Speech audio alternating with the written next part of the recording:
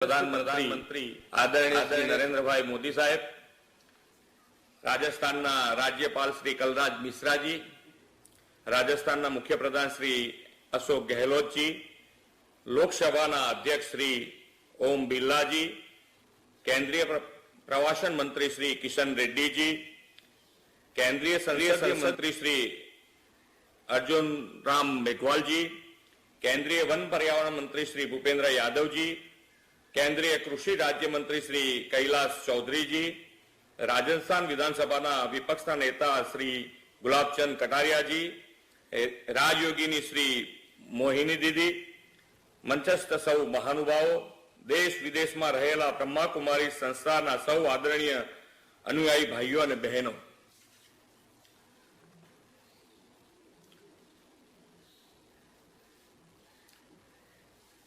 मान्य वडाप्रधान श्री नरेंद्र भाई मोदी, राजस्थान मान्य राज्यपाल श्री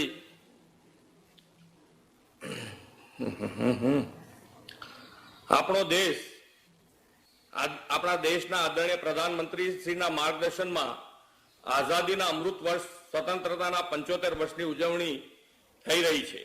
आ महोत्सव अपनी स्वतंत्रता भव्य इतिहासना स्मरणोनी संगाथे वर्तमान प्रशस्त करी 25 वर्ष पछी देशनी स्वतंत्रतानी शताब्दी माटेनी केडी कंडारवानो अवसर छे।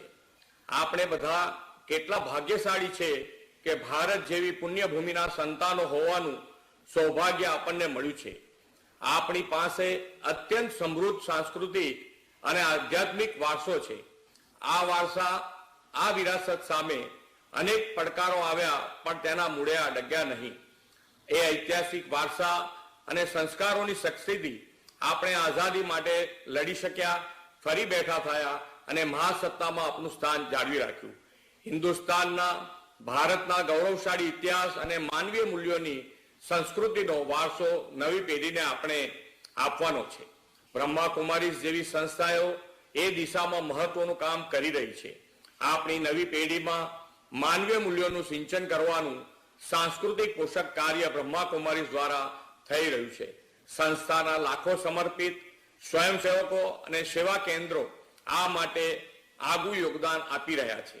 आ संस्थाए युवानोने प्रेयसाना मार्गथी पाछा वाळी श्रेयसाना मार्गे चालता कर्या छे। मननी शांति, चित्तनी स्थिरता, आत्मानी शुद्धि अने वर्तनमा पवित्रता माटे समाजमां लोकोने ब्रह्मा कुमारी द्वारा सुपेरे मार्गदर्शन आपवामां आवे छे। आजादीना अमृत महोत्सवथी स्वर्णिम भारत तरफना अभियान द्वारा ते साकार थवानुं छे। मान्य वडाप्रधान श्री नरेंद्र भाई मोदीजीना शुभ हस्ते प्रजापिता ब्रह्माना 53मा अव्यक्त आरोहणना अवसरे आ संस्थाना वर्षभर चालनारा 30 थी वधु केम्पेन लॉन्च करी रह्या छे। ए अत्यंत गौरवनी वात छे। ब्रह्मा कुमारीजना 4000 थी वधु केन्द्रों पर 15,000 थी वधु कार्यक्रमों योजाशे। 10 करोड़ थी वधु लोको आ कार्यक्रमों साथे सीधी रीते जोड़ाईने लाभ लेवाना छे। मित्रों, आ समग्र आयोजन अपनी नवी पेढ़ी ने राष्ट्रप्रेम, मानवीय मूल्यों अने समाज प्रत्येना कर्तव्य साथे व्यक्तिथी समष्टिना विकासना अवसर पूरा पाडशे एवो मने विश्वास छे। आवा व्यापक आयोजन माटे हूँ संस्था अने आयोजकोने अभिनंदन तथा कार्यक्रमों की सफलता माटे शुभेच्छा पाठवुं छुं। ओम शांति। भारत माता की जय। जय जय गरीब गुजरात। बहुत बहुत धन्यवाद आदरणीय नेता। अभी मैं आमंत्रित करती हूं honourable Shri G Kishan Reddy, union minister for culture, tourism and development of north eastern region, to share his inspirations. Brahma Kumari संस्था के द्वारा आयोजित इस कार्यक्रम में लोकप्रिय प्रधानमंत्री आदरणीय नरेंद्र मोदी जी, राजस्थान के राज्यपाल आदरणीय कलराज मिश्रा जी, लोकसभा के अध्यक्ष माननीय जी, राजस्थान के मुख्यमंत्री श्रीमान अशोक गहलोत जी, गुजरात के मुख्यमंत्री श्रीमान भूपेंद्र भाई पटेल जी, केंद्र सरकार के मेरा साथी मंत्री भूपेंद्र यादव जी, अर्जुन राम मेघवाल जी, कैलाश चौधरी जी, राजस्थान के विधानसभा के नेता गुलाब चंद कटारिया जी, आदरणीय राजयोगिनी रतन मोहिनी दादी जी, भाई निर्वर जी, भाई बिजमोहन जी, भाई डॉक्टर मृत्युंजय जी, बहन मुन्नी दीदी जी, और इस कार्यक्रम में दुनिया भर से वर्चुअल के द्वारा जुड़े हुए सभी भाइयों और बहनों को मेरा नमस्कार। कुमारी संस्था के द्वारा दुनिया भर से जुड़े हुए लोगों को शांति और आध्यात्मिकता रास्ता दिखाने वाले ये बहुत बड़ा कार्यक्रम है। ब्रह्म संस्था के द्वारा आयोजित आजाद का अमृत महोत्सव से स्वर्णिम भारत के ओर कार्यक्रम दुनिया को भारत की संस्कृति और उसके गौरवशाली इतिहास का संदेश मिलेगा। आज आजाद का अमृत महोत्सव ब्रह्म कुमारी संस्था के कार्यक्रम की शुरुआत हो रही है। यहाँ सिर्फ एक कार्यक्रम का नहीं, यह बल्कि ब्रह्म कुमारी संस्था के द्वारा वर्ष भर होने वाले हजारों कार्यक्रम का आज शुभारंभ है। इसके लिए मैं ब्रह्म कुमारी संस्था को धन्यवाद देता हूं। भाइयों बहनों, पूरा देश प्रधानमंत्री नरेंद्र मोदी जी के नेतृत्व में 12 मार्च 2021 से आजाद का अमृत महोत्सव मना रहे हैं। यहाँ कोई साधारण कार्यक्रम नहीं है। आत्मनिर्भर भारत के निर्माण के लिए, भारत को समृद्धि और शक्ति बनाने के लिए, भारत को गौरवशाली सभ्यता और संस्कृति को पूरे विश्व में ले जाने के लिए, भारत की विरासत के विकास के लिए, भारत के शहीदों को सम्मान के लिए, वोकल फॉर लोकल को बढ़ावा देने के लिए, एक भारत श्रेष्ठ भारत के संकल्प को पूरा करने के लिए, जन आंदोलन के द्वारा भारत को विश्व गुरु बनाने के लिए आजाद का अमृत महोत्सव आदरणीय प्रधानमंत्री जी का बहुत बड़ी विजन है। केंद्र और राज्य सरकारों द्वारा नेशनल और इंटरनेशनल स्तर पर आजाद का अमृत महोत्सव की कई प्रोग्राम्स, एग्जीबिशंस, गोष्ठियां, सम्मेलन, सेवा कार्यक्रम और मेलों के ऑर्गेनाइज किया जा रही हैं। देश की अलग अलग जगहों से लाखों लोग सरकार के द्वारा आयोजित कॉम्पिटिशंस में और इवेंट्स में हिस्सा ले रहे हैं। देश की आजाद की आंदोलन में हजारों इस क्रांतिकार दो देश की जनता के नाम नहीं तक जानते हैं। आजाद की अमृत महोत्सव में जो देश के लिए त्याग और बलिदान दिया थे, वैसे अनसंग हीरोज का इतिहास वर्तमान नौजवान के बीच में ले जाने के काम भारत के आजाद के बाद सबसे बड़ा ये महोत्सव है। करोड़ों लोग भागीदारी होने वाली बात ही नहीं, सारी दुनिया में इतना लंबा समय तक चलने वाले बड़ा ये महोत्सव आज भारत के द्वारा हो रही है। आज मोदी जी सबके साथ, सबका विकास, सबका विश्वास, सबका प्रयास का मूल मंत्र को लेकर आगे बढ़ रही हैं। इसके लिए दुनिया के को भारत मां की शान और गौरव बढ़ रही है। भारत की सभ्यता और संस्कृति उच्च स्थान मिल रही है। भारत के नेतृत्व को दुनिया मान रही है। एक बार फिर इस महान अभियान के लिए ब्रह्म कुमारी संस्था को मैं शुभकामनाएं देता हूं। बहुत बहुत धन्यवाद और ओम शांति। जय हिंद, जय भारत।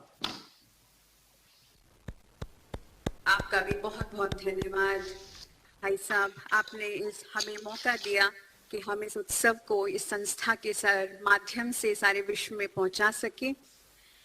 साथ आदरणीय Shri Ashok Gehlot ji, honourable chief minister of Rajasthan जुड़े हैं। हम आपका बहुत स्वागत करते हैं और धन्यवाद करते हैं। ये कोरोना के काल में भारत सरकार के साथ साथ राजस्थान सरकार ने भी हमें पूरा सहयोग दिया है। मैं आपसे निवेदन करती हूँ कि अपने इंस्पिरेशंस इस प्रोजेक्ट के निमित्त हमें दें।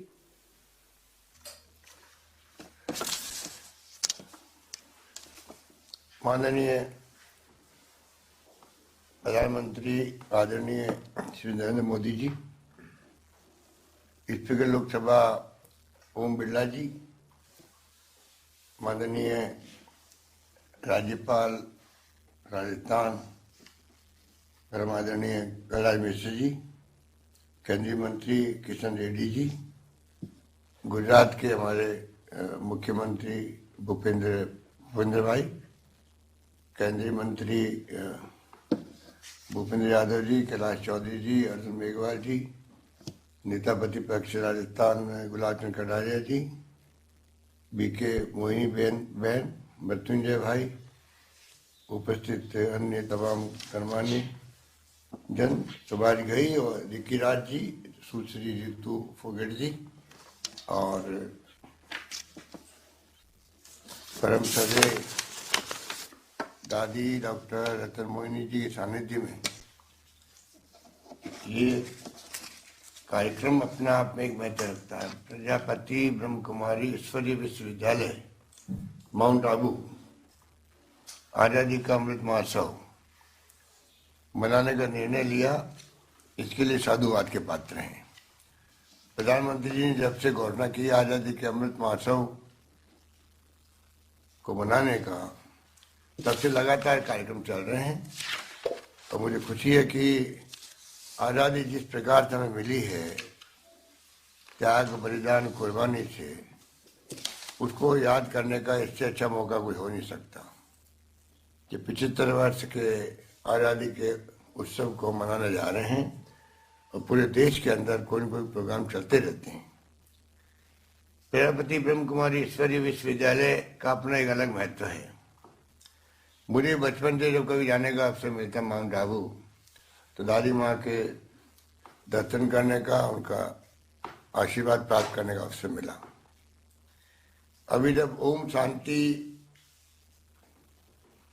की आवाज गूंज रही थी तो मुझे बचपन याद आ गया। जब मैं गया था माउंट आबू, तो तत्कालीन दादी माँ ने मुझे कहा कि आप जब कभी कोई तनाव भी हो आपस के अंदर, ओम शांति ओम शांति ओम शांति बोल रहे हैं तो एकदम वातावरण शुद्ध हो जाता है, आपस में जो तनाव है वो समाप्त हो जाता है। और उसी उद्देश्य को लेकर मैं समझता हूँ कि साल भर तक कोई न कोई प्रोग्राम ये विश्वविद्यालय करता रहता है। इस बात की मुझे जानकारी भी है। यहाँ पर राष्ट्रपति, प्रधानमंत्री से लगा के केंद्रीय मंत्री, राज्यपाल लगातार आते रहते हैं और माउंट आबू, और मैं समझता हूँ कि उसका नाम देश और दुनिया में अगर अपनी पहचान रखता है तो उसके पीछे हमारे प्रजापति ब्रह्म कुमारी ईश्वरीय विश्वविद्यालय और जो वहाँ पर आश्रम बना हुआ है उसका एक बहुत बड़ा कारण है।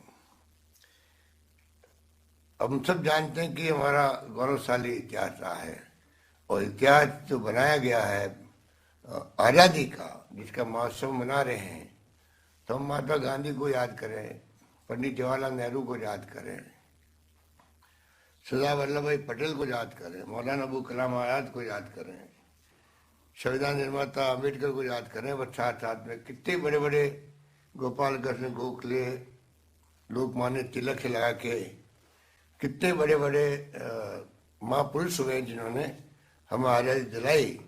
और उसके कारण से आज हम लोग 75 साल से इस देश को, जब आज़ादी मिली हमें तो क्या था, और आज 75 साल में हम लोग इस देश को कहाँ से कहाँ ले गए।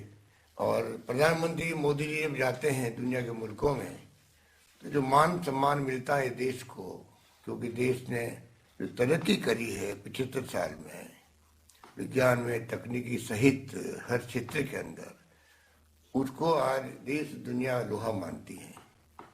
इसलिए मुझे खुशी है कि ये एक अभियान जो हमारी खुद की जो पहचान है देश की दुनिया के अंदर, ये कोई मामूली नहीं है। हमारे प्राचीन काल से ही वसुदेव कुटुंबकम की बात की गई है। हम कल्पना कर सकते हैं कि हमारे ऋषि मुनियों ने, हमारे पूर्वजों ने, जो प्राचीन काल से ही वसुदेव कुटुंबकम, पूरा विश्व हमारा कुटुंब है, और जय जगत विनोद भावे ने कहा जगत की जय हो, ये भावना रखने वाला मुल्क हमारा मुल्क हिंदुस्तान और हमारा मुल्क है। और हमें इस बात का बहुत गौरव और गर्व महसूस होता है। हमारे संस्कार, संस्कृति, परंपरा महान है और मैं समझता हूँ कि ये मौका ऐसा मिला है पूरे देशवासियों को, और जिसमें हमारी आज ये ब्रह्म कुमारी ईश्वरीय विश्वविद्यालय ने एक प्रोग्राम करके जो प्रोग्राम दिया पूरे साल भर का, उसको मैंने देखा है।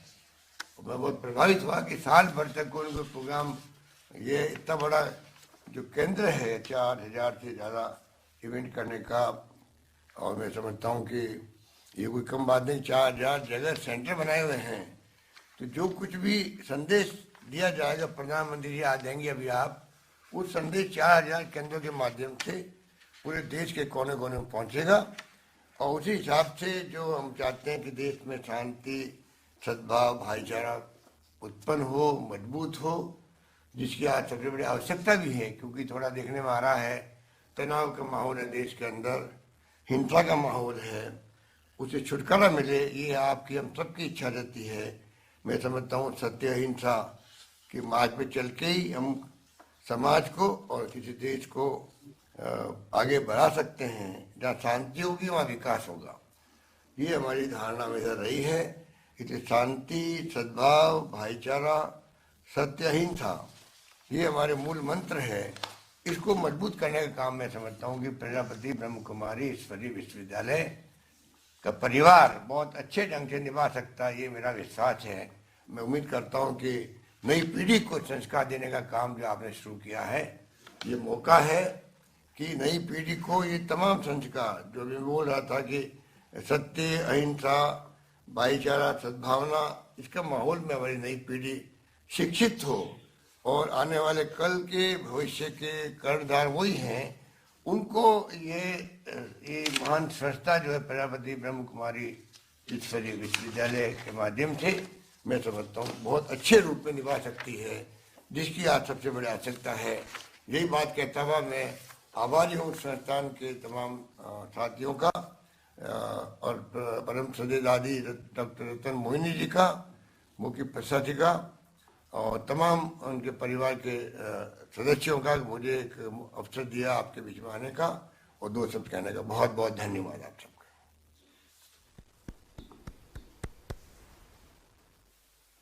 आपका भी बहुत बहुत धन्यवाद, आपकी इतनी श्रेष्ठ महान प्रेरणाओं का। ही हम आमंत्रित करते हैं आदरणीय Shri Om Birla ji, honourable speaker of Lok Sabha, to share his inspirations.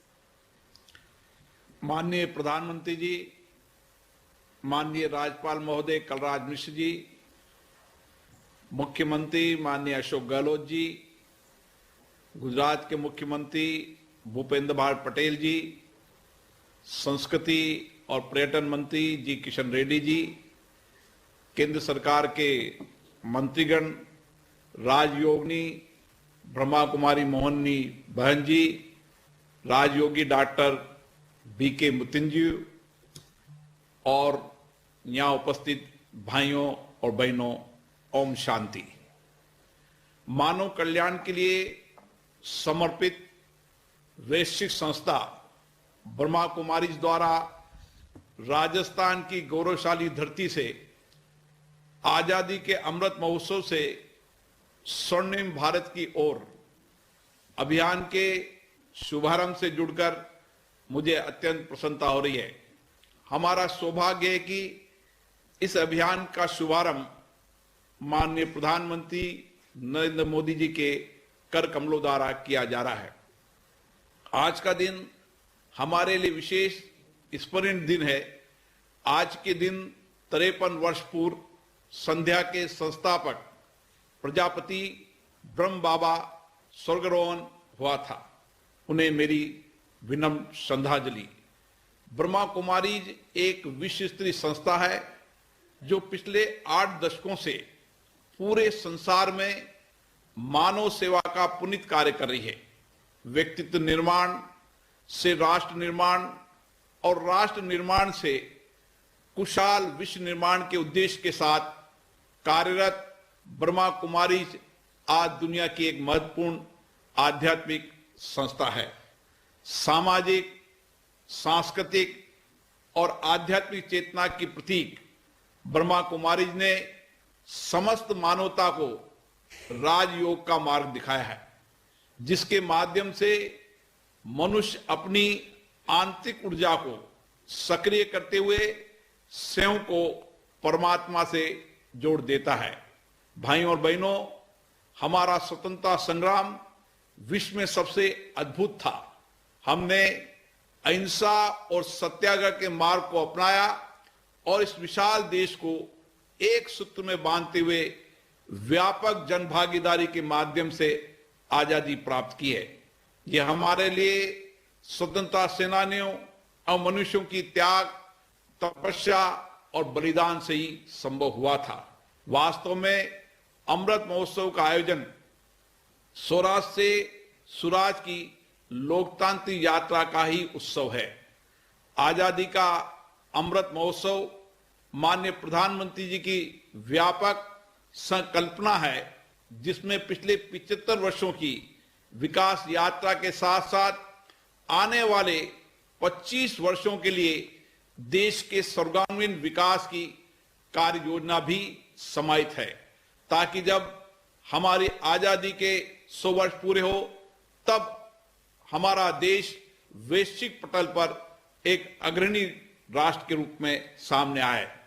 आजादी का अमृत महोत्सव एक ऐसा पर्व है जिसमें स्वतंत्रता संग्राम की भावना भी है तथा एक स्वर्णिम भविष्य का स्वप्न भी है। इसमें सनातन भारत के गौरव की झलक भी है और आधुनिक भारत के निर्माण का संकल्प भी है।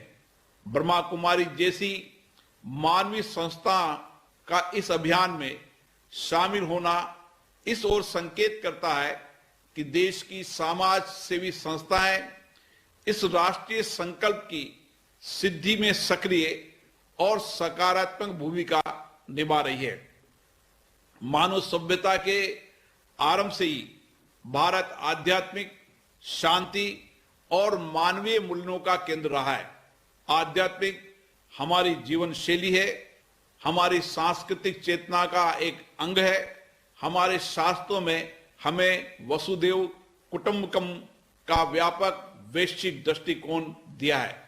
इस विचारधारा का अनुसरण करते हुए माननीय प्रधानमंत्री जी ने विश्व को वन अर्थ वन हेल्थ का मंत्र दिया है, ताकि वैश्विक महामारी का सामना करने के लिए एक साझी कार्यनीति के निर्माण में अग्रिम भूमिका निभा सके।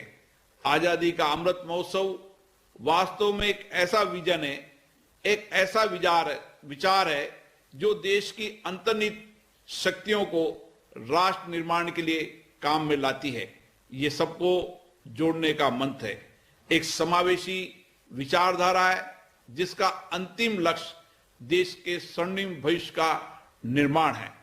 आपने इस अभियान में स्वास्थ्य, आत्मनिर्भरता, किसान, महिलाएं, शांति, पर्यटन, पूरे वर्ष भर कई विषयों को व्यापक देश और विश्व में ले जाने की कार्य योजना बनाई है। मैं आपको इसके लिए साधुवाद देता हूं, धन्यवाद देता हूं। यह दिखाता है कि स्वर्णिम भारत का निर्माण तभी हो सकता है जब देश का हर वर्ग हर क्षेत्र में आगे बढ़ने के लिए सामूहिक प्रयास करे। राष्ट्र निर्माण के इस महायज्ञ में प्रत्येक संस्था, प्रत्येक नागरिक को अपने राष्ट्रीय दायित्व और कर्तव्यों का निर्वहन करना है। हमारा हर कार्य राष्ट्र के लिए समर्पित हो। हमारे सभी प्रयास राष्ट्र हित की कसौटी पर कसे जाएं और हम एक नए संकल्प और नई ऊर्जा के साथ राष्ट्र निर्माण में अपना योगदान करें। तभी आजादी का यह पर्व भारत की नई ऊंचाइयों पर ले जाने का पर्व बन सकेगा। जय हिंद, ओम शांति।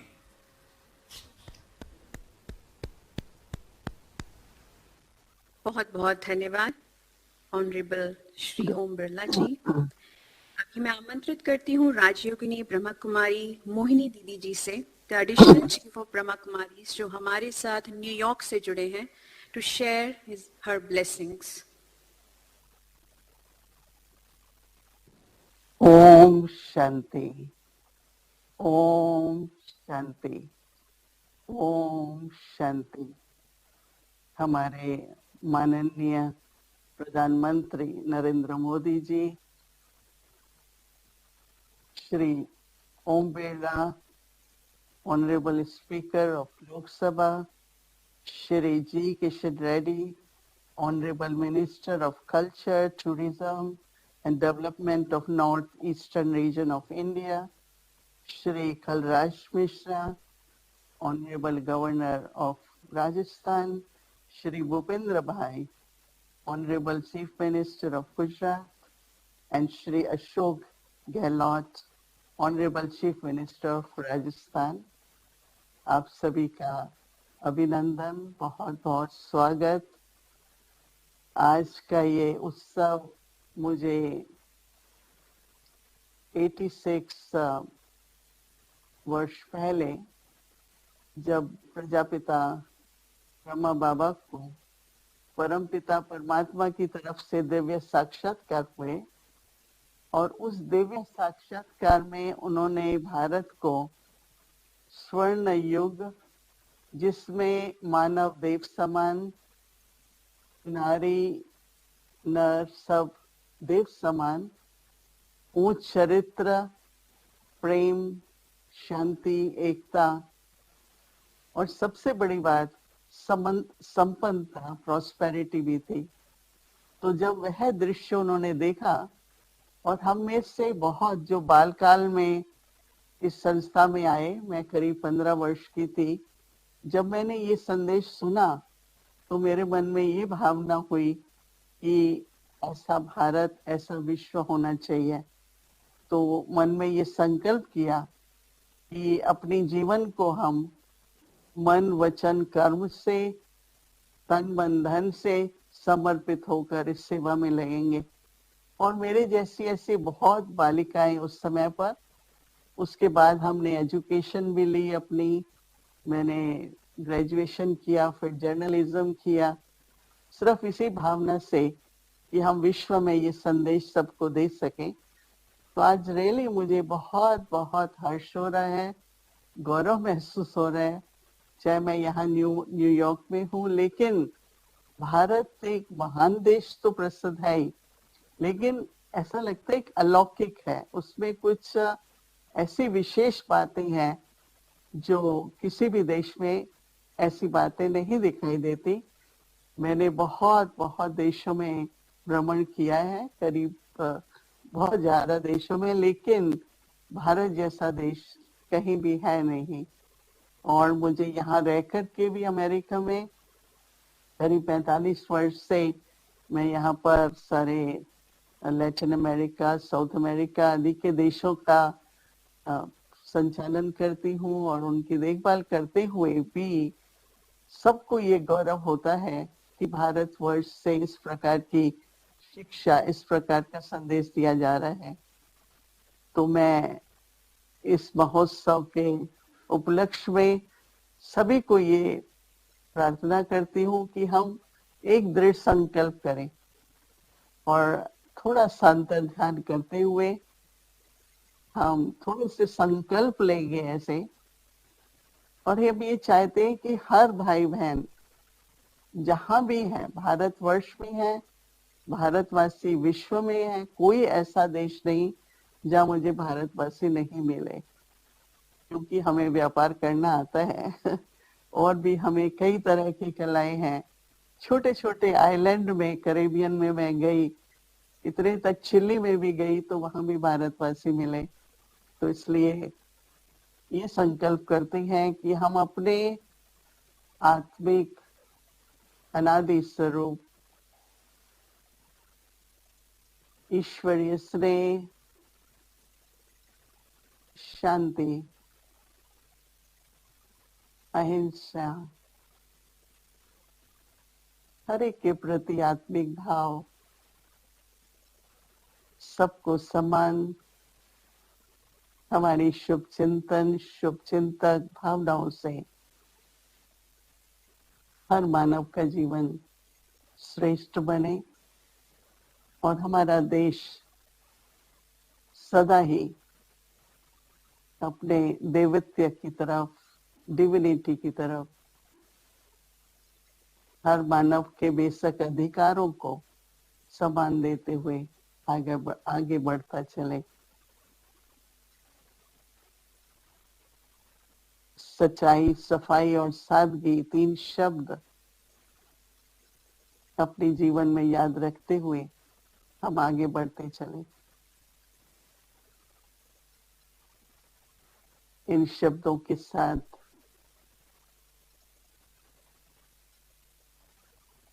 सभी को मैं शांत स्वरूप आत्मा हूं, जिसको कहते हैं ओम शांति। ओम शांति, ओम शांति। जय हिंद, जय भारत। बहुत बहुत धन्यवाद दीदी मोहिनी जी का।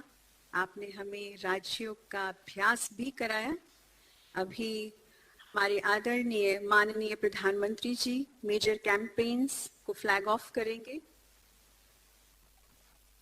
बटन प्रेस करके।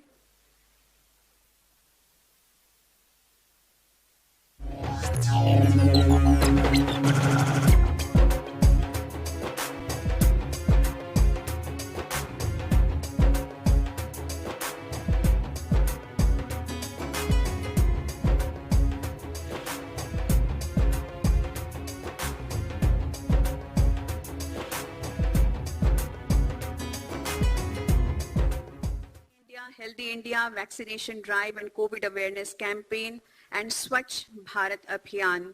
तो मैं सभी जो भी हमारी रैली में भाई बहन हैं उनसे निवेदन करती हूँ कि ये रैली जो आगे बढ़ती जा रही है और ये जो 7 मेजर कैंपेन्स हैं जो पूरे भारतवर्ष में पूरे साल, इसके साथ साथ और भी कैंपेन्स निकाले जाएंगे। जो आप देख रहे हैं सबसे आगे हैं महिलाएं नए भारत की ध्वज वाहक, विश्व की सबसे बड़ी महिलाओं द्वारा संचालित संस्था ब्रह्मा कुमारीज के महिला प्रभाग का ये अभियान।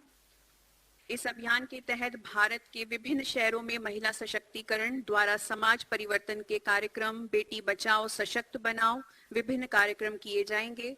आगे है अनदेखा भारत मेरा देश मेरी शान परियोजना के अंतर्गत इस अभियान में अनेकों विरासत स्थलों तक साइकिल यात्राएं होंगी। इसके अलावा पारंपरिक वेशभूषा प्रतियोगिताएं, मातृभूमि को पत्र तथा भारत के सच्चे नायकों के लिए सम्मान समारोह भी आयोजित किए जाएंगे। आगे आप देख रहे हैं एक भारत श्रेष्ठ भारत मोटर बाइक रैली और सड़क सुरक्षा मोटरसाइकिल रैली। राष्ट्रीय एकता का संदेश लिए ब्रह्मा कुमारीज के चुनिंदा राइडर्स आबू रोड से राजधानी दिल्ली तक तथा पुनः आबू रोड तक का सफर तय करेंगे तथा मार्ग में आने वाले शहरों में स्थानीय राइडर्स के साथ मिलकर कार्यक्रम आयोजित करेंगे। स्पीड, सेफ्टी और स्पिरिचुअलिटी के संबंध को दर्शाते हुए संस्था के यातायात प्रभाग द्वारा 75 शहरों और तहसीलों में जागृत अभियान निकाले जाएंगे। प्रत्येक रैली में 75 बाइक चालक होंगे।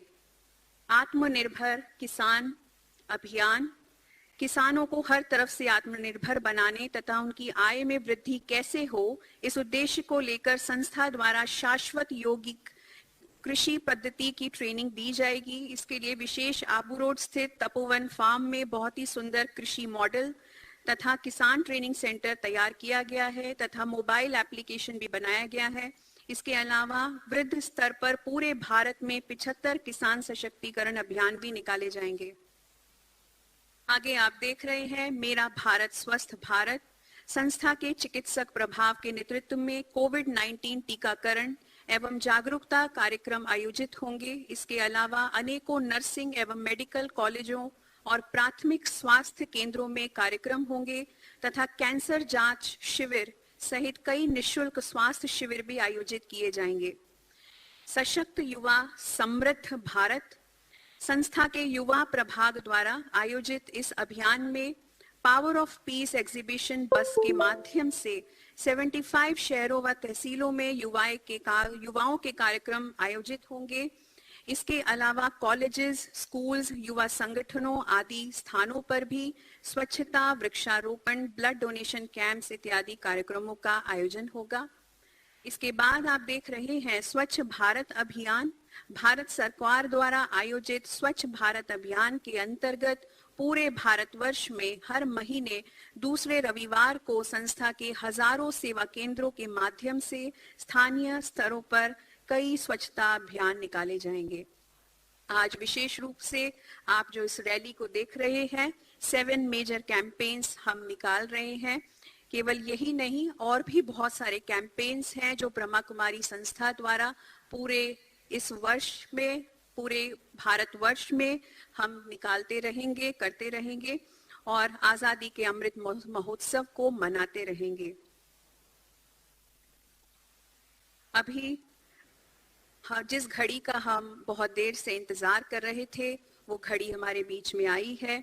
मैं हमारे माननीय आदरणीय प्रधानमंत्री श्री नरेंद्र मोदी जी से निवेदन करती हूं कि वो चीफ गेस्ट एड्रेस हमें करें।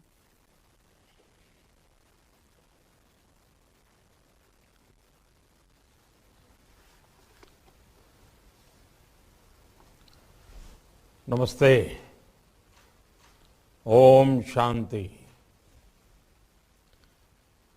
कार्यक्रम में हमारे साथ उपस्थित लोकसभा अध्यक्ष श्री ओम बिरला जी, राजस्थान के गवर्नर श्री कलराज मिश्र जी, राजस्थान के मुख्यमंत्री श्रीमान अशोक गहलोत जी, गुजरात के मुख्यमंत्री श्री भूपेंद्र भाई पटेल जी, केंद्रीय मंत्रिमंडल में मेरे साथी श्री किशन रेड्डी जी, भूपेंद्र यादव जी, अर्जुन राम मेघवाल जी, पुरुषोत्तम रूपाला जी, श्री कैलाश चौधरी जी, राजस्थान विधानसभा में नेता प्रतिपक्ष श्री गुलाब चंद कटारिया जी, ब्रह्मा कुमारी के एग्जीक्यूटिव सेक्रेटरी राजयोगी मृत्युंजय जी, राजयोगिनी बहन मोहिनी जी, बहन चंद्रिका जी, ब्रह्मा कुमारी की अन्य सभी बहनें, देवियों और सज्जनों, और यहां उपस्थित सभी साधक साधिकाएं। कुछ स्थल ऐसे होते हैं जिनमें अपनी एक अलग चेतना होती है, ऊर्जा का अपना ही एक अलग प्रवाह होता है। ये ऊर्जा उन महान व्यक्तित्वों की होती है जिनकी तपस्या से वन, पर्वत, पहाड़ भी जागृत हो उठते हैं। मानवीय प्रेरणाओं का केंद्र बन जाते हैं।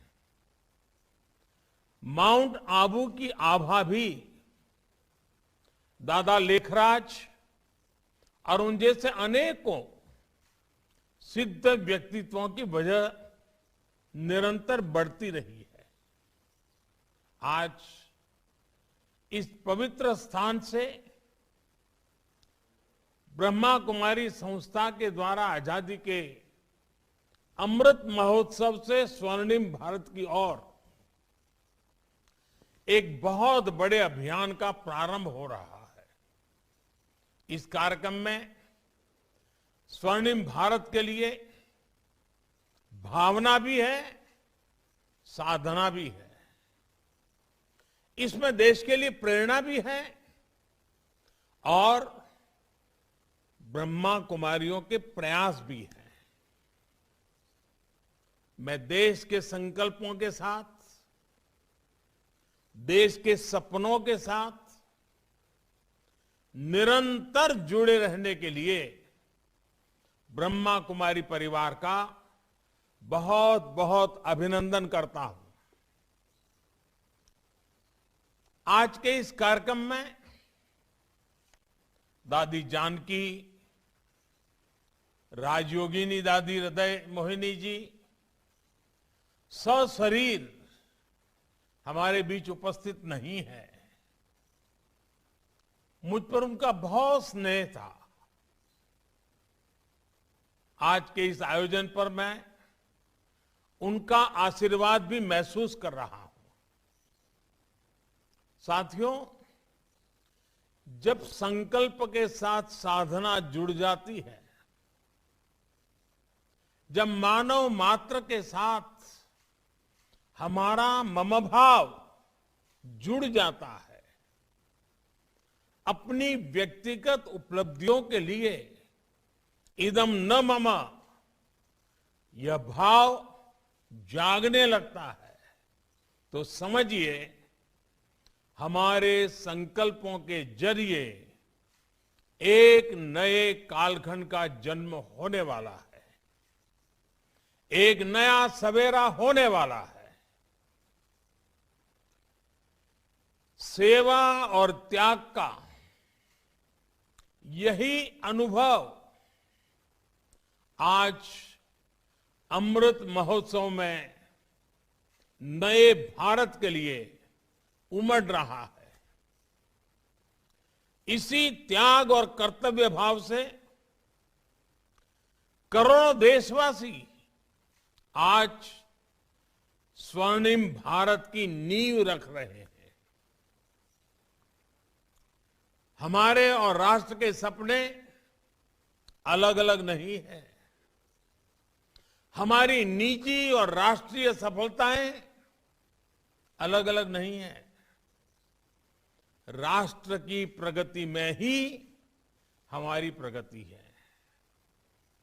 हमसे ही राष्ट्र का अस्तित्व है और राष्ट्र से ही हमारा अस्तित्व है।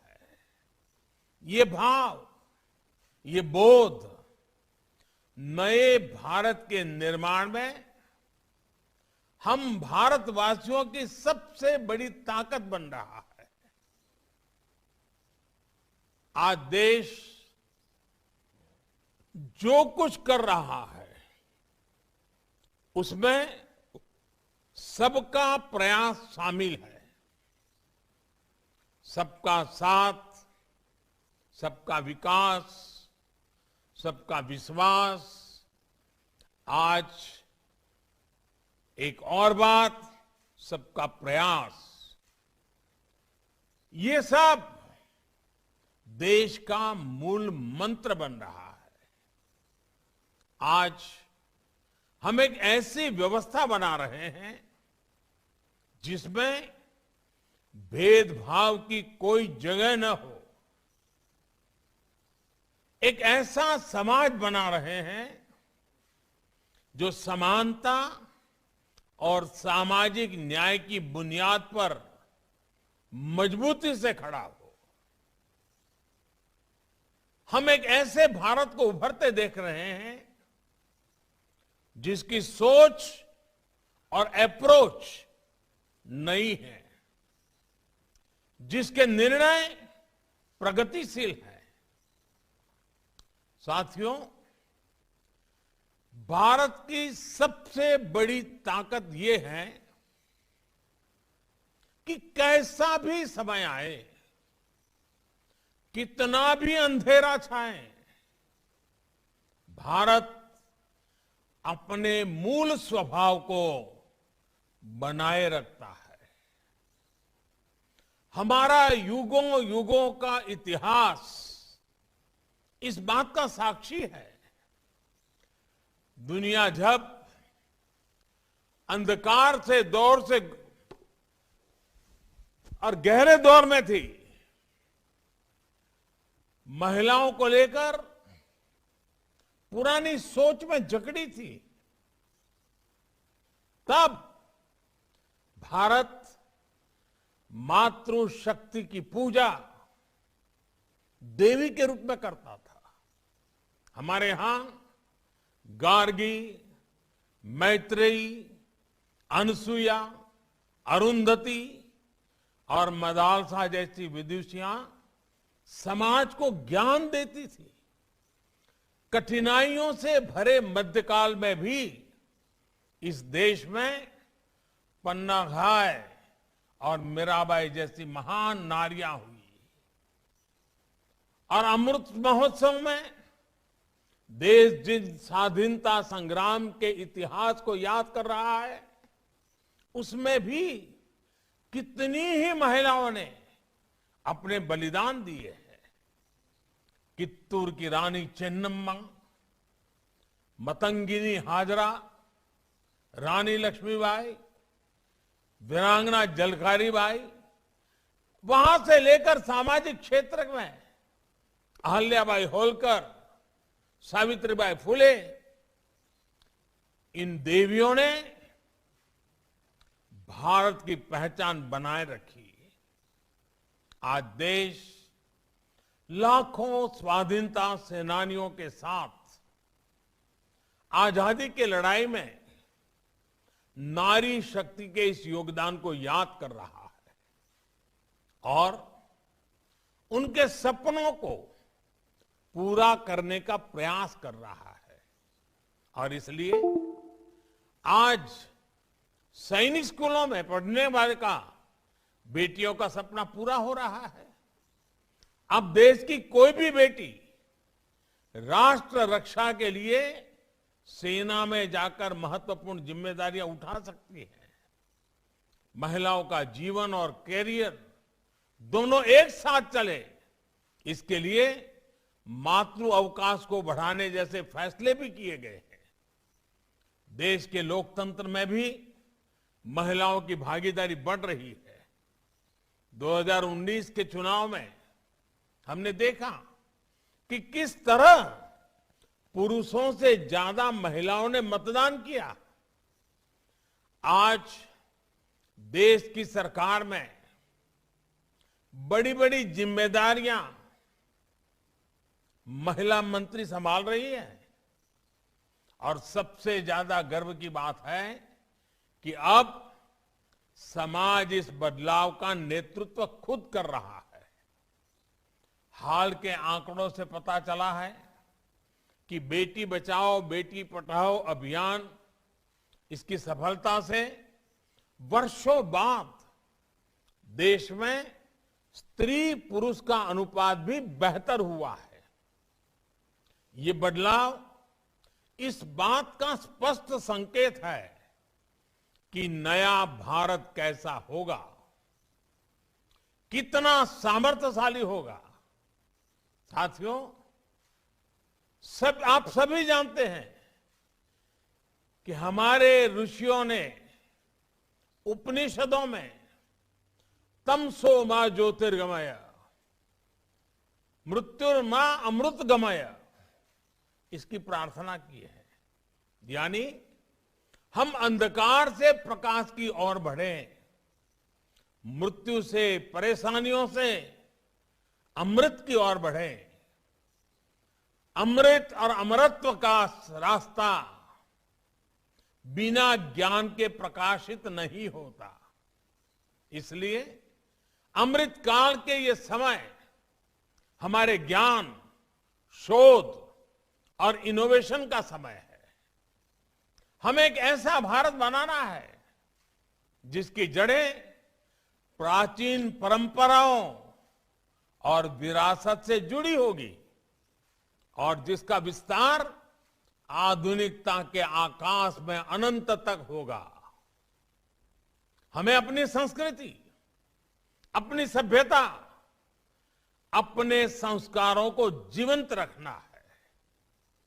अपनी आध्यात्मिकता को, अपनी विविधता को संरक्षित और संवर्धित करना है और साथ ही टेक्नोलॉजी, इंफ्रास्ट्रक्चर, एजुकेशन, हेल्थ की संस्थाओं को निरंतर आधुनिक भी बनाना है। देश के इन प्रयासों में आप सभी की, ब्रह्मा कुमारी जैसी आध्यात्मिक संस्थाओं की बड़ी भूमिका है। मुझे खुशी है कि आप आध्यात्म के साथ साथ शिक्षा, स्वास्थ्य और कृषि जैसे कई क्षेत्रों में कई बड़े बड़े काम कर रहे हैं और आज जिस अभियान को आरंभ कर रहे हैं आप उसे ही आगे बढ़ा रहे हैं। अमृत महोत्सव के लिए आपने कई लक्ष्य भी तय किए हैं। आपके ये प्रयास देश को अवश्य एक नई ऊर्जा देंगे, नई शक्ति देंगे। आज देश किसानों को समृद्ध और आत्मनिर्भर बनाने के लिए ऑर्गेनिक फार्मिंग और नेचुरल फार्मिंग, प्राकृतिक खेती की दिशा में प्रयास कर रहा है। खान पान, आहार की शुद्धता को लेकर हमारी ब्रह्मा कुमारी बहनें समाज को लगातार जागरूक करती रही है। लेकिन गुणवत्तापूर्ण आहार के लिए गुणवत्तापूर्ण उत्पादन भी जरूरी है। इसलिए ब्रह्मा कुमारी नेचुरल फार्मिंग को प्रमोट करने के लिए, प्राकृतिक खेती को बढ़ावा देने के लिए एक बहुत बड़ी प्रेरणा बन सकती है। कुछ गांवों को प्रेरित करके ऐसे मॉडल खड़े किए जा सकते हैं। इसी तरह क्लीन एनर्जी के और पर्यावरण के क्षेत्र में भी दुनिया को भारत से बहुत अपेक्षाएं हैं। आज क्लीन एनर्जी के कई विकल्प विकसित हो रहे हैं। इसे लेकर भी जन जागरण के लिए बड़े अभियान की जरूरत है। ब्रह्मा कुमारी ने तो सोलर पावर के क्षेत्र में सबके सामने एक उदाहरण रखा है। कितने ही समय से आपके आश्रम की रसोई में सोलर पावर से खाना बनाया जा रहा है।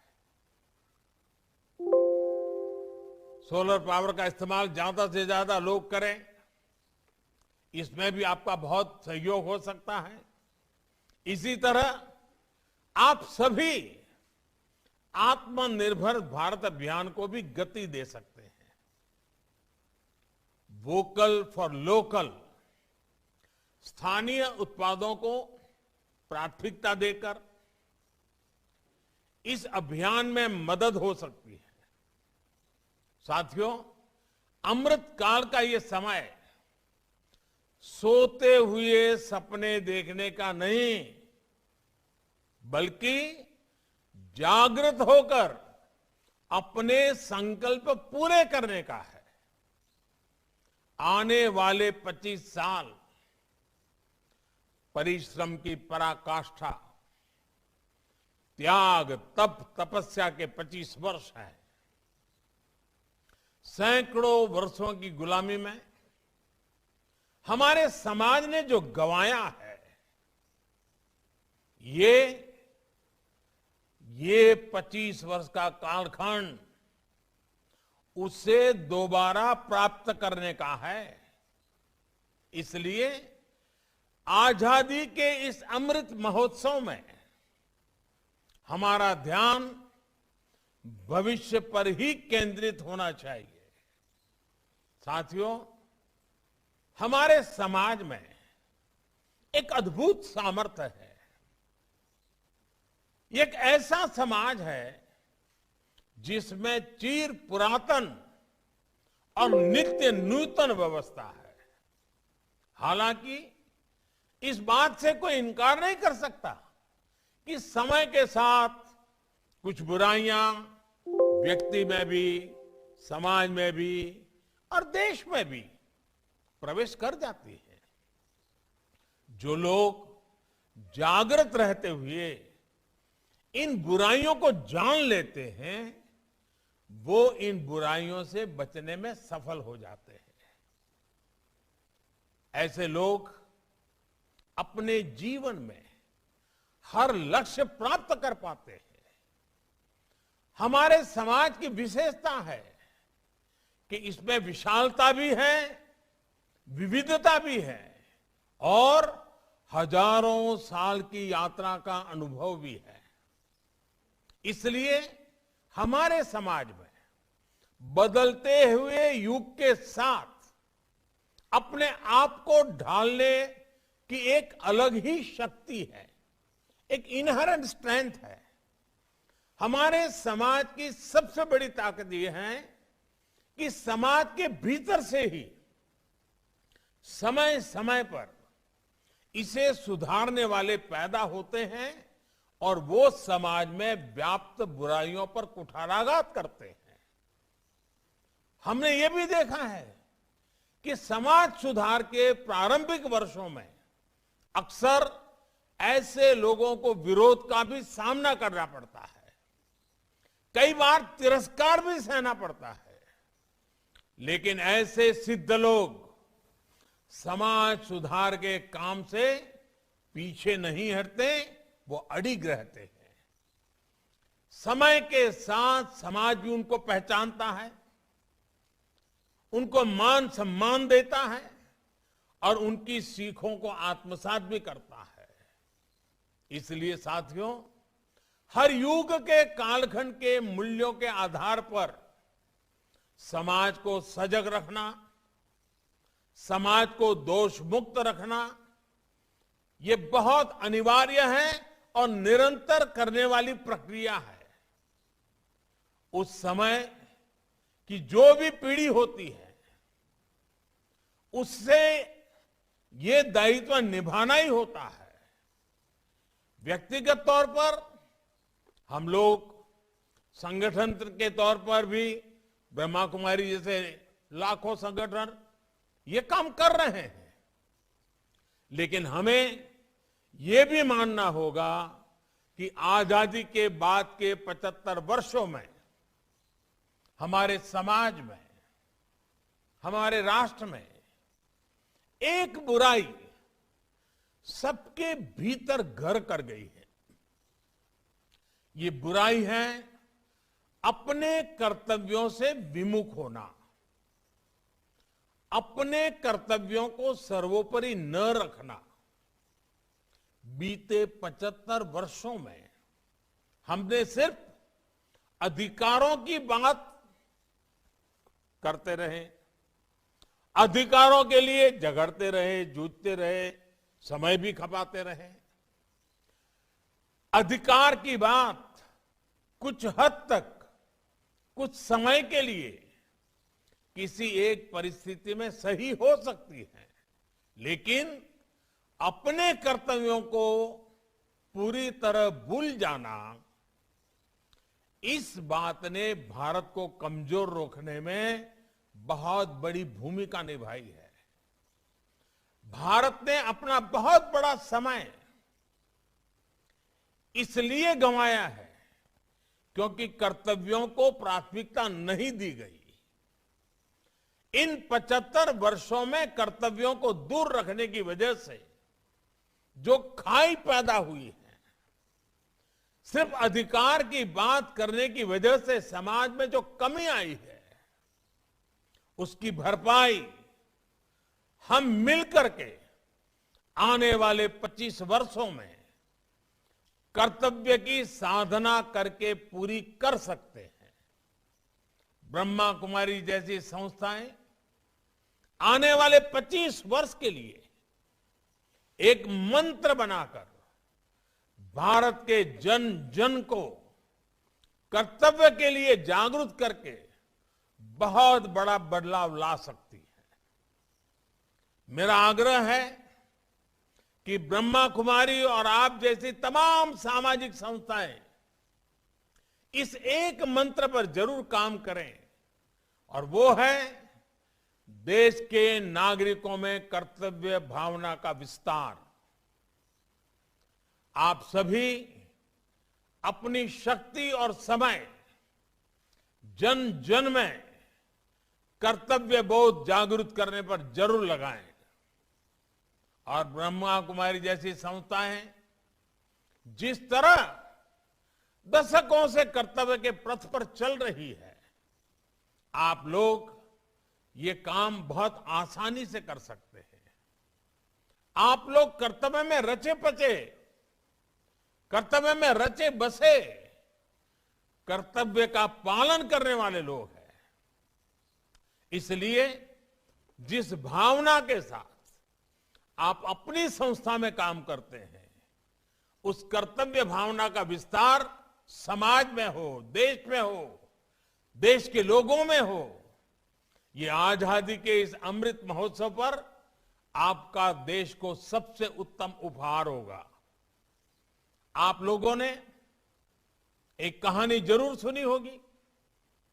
एक कमरे में अंधेरा था, तो उस अंधेरे को हटाने के लिए लोग अपने अपने तरीके से अलग अलग काम कर रहे थे। कोई कुछ कर रहा था, कोई कुछ कर रहा था, लेकिन किसी समझदार ने जब एक छोटा सा दिया जला दिया तो अंधकार तुरंत दूर हो गया। वैसे ही ताकत कर्तव्य की है, वैसी ही ताकत छोटे से प्रयास की भी है। हम सभी को देश के हर नागरिक के हृदय में एक दिया जलाना है, कर्तव्य का दिया जलाना है। हम सभी मिलकर देश को कर्तव्य पथ पर आगे बढ़ाएंगे तो समाज में व्याप्त बुराइयां भी दूर होगी और देश नई ऊंचाई पर भी पहुंचेगा। भारत भूमि को प्यार करने वाला, इस भूमि को मां मानने वाला कोई भी व्यक्ति ऐसा नहीं होगा जो देश को नई ऊंचाई पर ना ले जाना चाहता हो। कोटि कोटि लोगों के जीवन में खुशहाली न लाना चाहता हो। इसके लिए हमें कर्तव्यों पर बल देना ही होगा। साथियों, आज के इस कार्यक्रम में एक और विषय को उठाना चाहता हूं। आप सभी इस बात के साक्षी रहे हैं कि भारत की छवि को धूमिल करने के लिए किस तरह अलग अलग प्रयास चलते रहे हैं। इसमें अंतर्राष्ट्रीय स्तर पर भी बहुत कुछ चलता रहता है। इससे हम ये कहकर पल्ला नहीं झाड़ सकते कि ये सिर्फ राजनीति है। ये राजनीति नहीं है, ये हमारे देश का सवाल है।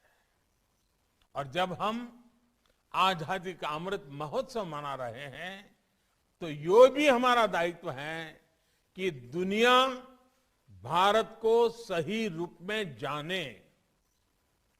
ऐसी संस्थाएं जिनकी अंतर्राष्ट्रीय क्षेत्र में दुनिया के कई देशों में उपस्थिति है, वो दूसरे देशों के लोगों तक भारत की सही बात को पहुंचाए। भारत के बारे में जो अफवाहें फैलाई जा रही हैं उनकी सच्चाई वहां के लोगों को बताएं, उन्हें जागरूक करें। ये भी हम सबका कर्तव्य है। ब्रह्मा कुमारी जैसी संस्थाएं इसी काम को आगे बढ़ाने के लिए एक और प्रयास कर सकती है। जहां जहां जिन जिन देशों में आपकी ब्रांचेज है वहां कोशिश करनी चाहिए कि वहां की हर ब्रांच से हर वर्ष कम से कम 500 लोग भारत के दर्शन करने के लिए आए, भारत को जानने के लिए आए। और ये 500 लोग जो हिंदुस्तान के लोग वहां रहते हैं वो नहीं, उस देश के नागरिक होने चाहिए। मूल भारतीयों की मैं बात नहीं कर रहा हूं। आप देखिएगा, अगर इस प्रकार से लोगों का आना हुआ, देखेंगे, यहां की हर बात को समझेंगे तो अपने आप वो भारत के छाइयों को विश्व में लेकर के जाएंगे। आपके प्रयासों से इतने कितना बड़ा फर्क पड़ जाएगा। साथियों, परमार्थ करने की इच्छा तो हर एक की रहती है, लेकिन एक बात हम न भूलें कि परमार्थ और अर्थ जब एक साथ जुड़ते हैं तो सफल जीवन, सफल समाज और सफल राष्ट्र का निर्माण अपने आप हो सकता है। अर्थ और परमार्थ के इस सामंजस्य की जिम्मेदारी हमेशा से भारत की आध्यात्मिक सत्ता के पास रही है। मुझे पूरा भरोसा है कि भारत की आध्यात्मिक सत्ता आप सभी बहनों ये जिम्मेदारी इसी परिपक्वता के साथ निभाएगी। आपके ये प्रयास देश की अन्य संस्थाओं, अन्य संगठनों को भी आजादी के अमृत महोत्सव में नए लक्ष्य गढ़ने के लिए प्रेरित करेंगे।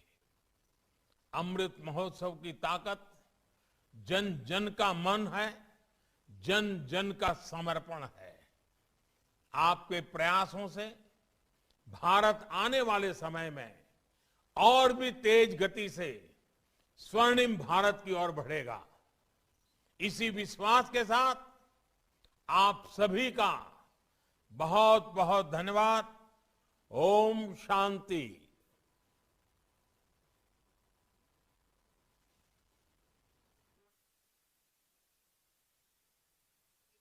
मैं राजयोगी ब्रह्मा कुमार ब्रिजमोहन भाई जी से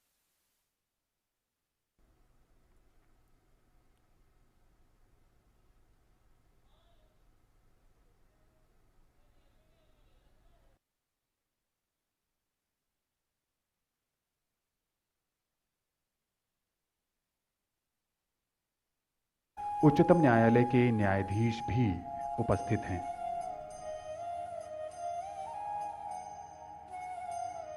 भारतीय संविधान देश के सभी नागरिकों को अधिकार प्रदान करता है, साथ ही कर्तव्यों का बोध भी कराता है कि एक जिम्मेदार नागरिक होने के नाते हम सबके क्या-क्या कर्तव्य हैं।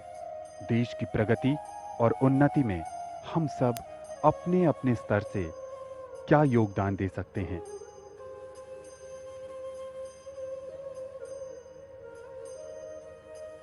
संविधान की जो प्रस्तावना है वो भी बहुत अनूठी है और वो पूरे संविधान का सार भी उसमें निहित है। माननीय प्रधानमंत्री मुख्य मंच पर अपना स्थान ग्रहण करते हुए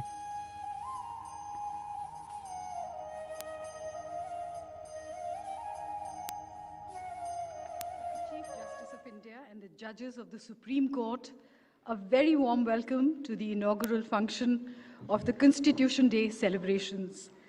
The Constitution of India was adopted by the Constituent Assembly on the 26th of November 1949, and the Constitution came into effect on the 26th of January 1950. On this very special occasion, we are honored by the august presence of the Honorable Prime Minister of India, Shri Narendra Modi ji. We would also like to welcome the Honorable Chief Justice of India, Shri Justice N.V. Ramana, the Honorable Minister of Law and Justice, Shri Kiran Rijiju,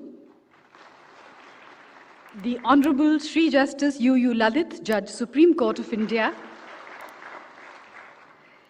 the Honorable Dr. Justice D.Y. Chandrachud, Judge, Supreme Court of India, the Honorable Attorney General of India, Shri K.K. Venugopal, and Shri Vikas Singh, President of the Supreme Court Bar Association. May I request the Honorable Shri Justice U.U. Lalit, Judge, Supreme Court of India, to deliver the welcome address.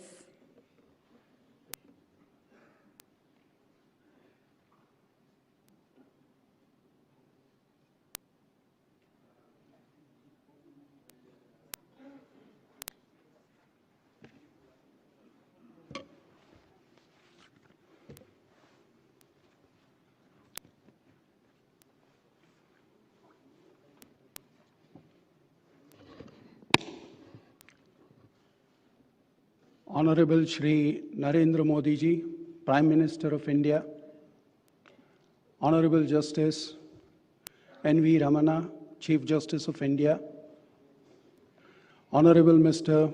Kiran Rijiju, Law Minister, Government of India, my esteemed colleague, Dr. Justice Chandrachud, Judge, Supreme Court of India,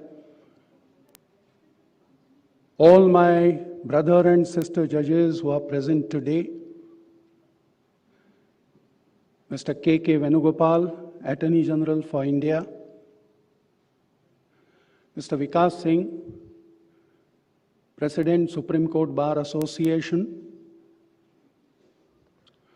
all the Chief Justices of various High Courts who are present today, all the senior-most judges of the High Court who are present today, all senior members at the bar, senior advocates, junior members, everyone who is present there, all the members of the registry who are present, the officials of the registry, persons from the media, ladies and gentlemen. Exactly 72 years ago, a sacred document was adopted by 284 founding fathers of this nation. It was preceded by 3 years of hard work, extensive deliberations, series of meetings where great minds, great souls had worked on only one mission, and that is to give a vision document for this country, a document which would spell and which would chalk out the destiny of this nation. 26 January, 2 months later, the Constitution came into force. 28th of January, the first sitting of the Supreme Court took place in the portion where, in the Parliament, and that's what the first sitting was attended by 9 Chief Justices of various High Courts. The journal section in 1950 SCR reproduces the speech given by the then Chief Justice M.H. Kania. And it's a testament for whatever happened that day, a brilliant speech. And today, now, for the first time, so many Chief Justices of various High Courts are present today on this occasion. It's a great occasion to have you here. I welcome all of you here. Our Constitution was the work of those founding fathers who toiled really hard. The Constituent Assembly debates bear testimony for their efforts. They were persons of great vision, great character, and they gave this Constitution to us. Over the last 72 years, there have been 105 amendments.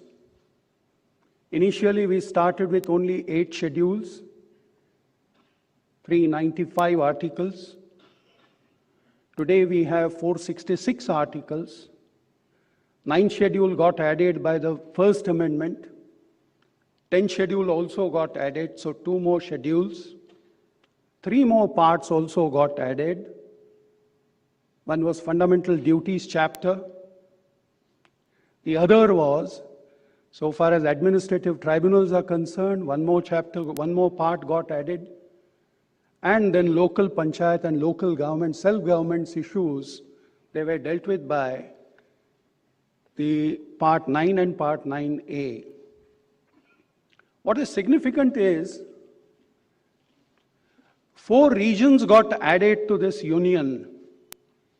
The first one was Dadra and Nagar Haveli by the 10th Amendment, which was in 1961. Second one was Goa, Daman and Diu by 12th Amendment. Then followed Pondicherry, that is Yanam, Mahe and Karaikal, that was by 14th Amendment. And then finally Sikkim by 36th Amendment. What is of great historical importance is that except the first one, second, third and fourth, they were preceded by either police action or mutual understanding and agreements. Dadra and Nagar Haveli perhaps is the only example where the people living in that region, they decided that they would like to be part of the Indian Union. Leave aside that, we have seen this constitution undergo so many changes. One of the basic and right since first Kameshwar Prasad Singh case, First Amendment, the tussle between right to property and the directive principles of policy. So we saw 44th Amendment deleting 19(1)(f) from the chapter of Part 3, deleting 31 from Chapter 3, So one fundamental right got out of that chapter, but a significant fundamental right which got included, right to education. Original Article 45 simply stated that state shall endeavor and see that all children between 5 to 14 are provided free and compulsory education. The time limit was prescribed was 10 years. But now the mandate is that every child must be given free and compulsory education. So therefore now see the emphases which are changing. Now we are towards the basic idea that yes, every child must be given free, compulsory, and going by the dicta of the Supreme Court, good quality education. These are the changes that the Constitution has undergone over a period of time, 105 amendments. We have seen turbulent times, we have seen trying times, and this Constitution has given us strength, character, and that feeling of building of the nation. This Constitution is a document of great vision of our founding fathers. But at the time when it was adopted, two persons, that's Dr. Ambedkar and Dr. Rajendra Prasad, unequivocally stated that what we have given you is a fantastic document, but it depends upon the persons who will be working this Constitution. And that's what last 72 years have actually taught us. We have been, as nation, as citizens, been very resilient. We have withstood every pressure. Our constitutional functionaries or authorities have worked absolutely in a fantastic manner, barring few aberrations. In fact, the Constitution reposes that faith in all functionaries and machineries that everybody will work towards the goal, that is development of this nation, and in the most reasonable way, and the way that's the Constitution has mandated. It is this functioning that we celebrate on this Constitution Day. In 1979, the Supreme Court Bar Association for the first time mooted this idea that 26th of November, when the Constitution was adopted by the Constituent Assembly, be celebrated as Law Day. 79 was close on the heels of the turbulent times of just few years back. And that's the charter, the pledge, or the oath, which is a fantastic document which must be reproduced and followed at every juncture. But Law Day would have been confined to the Supreme Court Bar Association. Now today we are celebrating it as Constitution Day.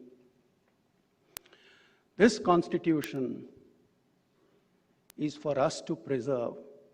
This Constitution is stated to be a fantastic document by all experts, but it is for us to work in that direction of development. It is for us to use this as a tool, as a vehicle for advancement of all our socio-economic goals. And that's why we celebrate Constitution Day. Welcome you all. Thank you.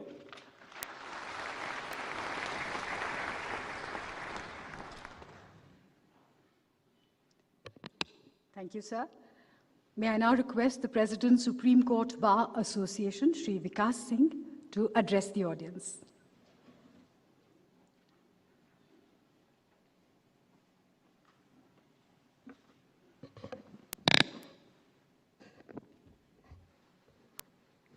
Honorable the Prime Minister of India, Honorable the Chief Justice of India, Honorable Union Minister for Law and Justice, Honorable Justice U. Lalit, Honorable Justice D.Y. Chandrachud, the learned Attorney General for India, the Chief Justices of various high courts, judges of various high courts, other dignitaries, my colleagues and friends. We have gathered today to celebrate Law Day, which celebration was started by the Supreme Court Bar Association in 1979. In 2015, the Honorable Prime Minister of India, Shri Narendra Modi ji, announced to celebrate this day as the Constitution Day on the 125th birth anniversary of Dr. B.R. Ambedkar. Judiciary plays a very important role as an interface between the Constitution of India and the citizens of this country. Accordingly, appointment of most meritorious people to the higher judiciary is the constitutional mandate. When the National Judicial Appointments Commission was conceived, it had two important features. One, relating to ensuring that the most meritorious are appointed to the higher judiciary by framing regulations, prescribing criteria for such appointment, and second, relating to persons who will have the final say in the actual appointment. The NJSC was struck down by the Supreme Court on the latter ground only, regarding who has the right to appoint. In fact, the Constitution bench judgment records in the penultimate paragraph about having a memorandum of procedure to ensure that the best names are considered by collegiums transparently and to provide for a permanent secretariat to assist the collegiums in finalizing names. I am of the very firm opinion that a suitable legislation in the form of a bill to regulate the collegium system can be brought within the said limitation, which will facilitate the appointment of judges to the High Court as well as Supreme Court. The bill should provide a permanent secretariat both at the High Court and the Supreme Court level to assist them in the matter of appointment of judges as members of the collegium, being senior judges in the various courts, do not have enough spare time for this honorable responsibility. The collegium will determine the eligibility for appointment to the higher judiciary, and the secretariat would constantly update the list of persons who qualify as per the said eligibility. The said legislation will ensure that even members of the Supreme Court Bar Association who are so far neglected from consideration and are regularly considered for elevation. The legislation to bring in more transparency can also provide for taking comments of two eminent senior advocates of the particular court before considering any name for appointment. I have already drafted a bill in my individual capacity and given the same to the Honorable Law Minister in my first meeting with him. If the Constitution of India has to remain as an instrument to bring about social change and to ensure that the people of this country get the fruits of what the Constitution enshrines, the laws made need to be constantly updated. Though the present government has taken good steps in this regard, there is still a long way to go in updating our laws in line with the changes in our society. One of the cardinal features of our Constitution was to make the right to approach Supreme Court under Article 32 a fundamental right. However, there is no right of appeal under this very important jurisdiction. Article 145 provides for Supreme Court making rules subject to any law made by Parliament. I feel that a parliamentary law to provide for a right for an intra-court appeal in Supreme Court in matters of determination of rights under 32 will provide an opportunity for correcting any errors that may have crept in the original judgments of the Supreme Court under Article 32. Public interest litigations are being entertained under 32, and many a time some PILs cover issues which have far-reaching consequences, and decisions of the Supreme Court are taken without any adequate consultation with all the stakeholders involved. Many a times, judgments under Article 32 transgress into the domain of the executive. Providing for an intra-court appeal will ensure the constitutional guarantee of proper justice and will also help in maintaining the discipline of separation of powers. When the Constitution was adopted, on 26th of November 1949, Dr. Rajendra Prasad, the President of the Constituent Assembly, had the following observations. If the people who are elected are capable and men of character and integrity, then they will be able to make the best of even a defective constitution. If they are lacking in these, the constitution cannot help the country.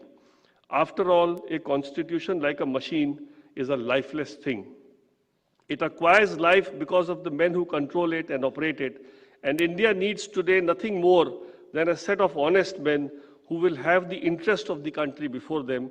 It requires men of strong character, men of vision, men who will not sacrifice the interest of the country at large for the sake of smaller groups and areas.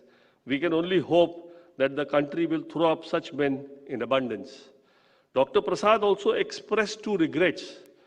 There are only two regrets, and in his words I quote, "There are only two regrets which I must share with the honorable members. I would have liked to have some qualification laid down for members of the legislatures. It is anomalous that we should insist upon high qualification for those who administer or help in administering the law, but none for those who made it except that they are elected. A lawgiver requires intellectual equipment, but even more than that, the capacity to take a balanced view of things, to act independently, and above all, to be true to those fundamental things of life, in one word, to have character. It is not possible to devise any yardsticks for measuring the moral qualities of a man, and so long as that is not possible, our constitution will remain defective. The other regret is that we have not been able to draw up our first constitution of a free Bharat in an Indian language. The difficulties in both cases were practical and proved insurmountable.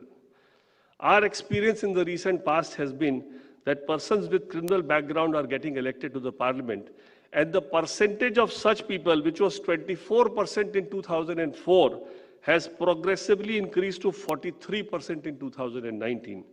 A situation has come now that persons who are alleged to have broken the law are in fact making the law. I personally feel that firstly, persons charged sheet of heinous crimes should be debarred from contesting elections, and persons convicted should also be debarred for life from contesting an election by making appropriate amendment to the Representation of Peoples Act 1951. If a person holding a public office cannot be reinstated after conviction, there is no justification for a legislator to be able to as such. I believe that this country is destined to walk amongst the most developed nations of the world, and our response to the COVID pandemic, for which I congratulate the Honorable Prime Minister, has shown that India has the capability to help the entire world in times of crisis, and I am positive that in this new world, India's time to gain superpower status can no longer be denied by the world. I also take this opportunity to announce on this Constitution Day the service of our members of the Bar, including the members of my Executive Committee of the Supreme Court Bar Association, to do pro bono service for the needy on regular basis by having a system for the same in place. Thank you.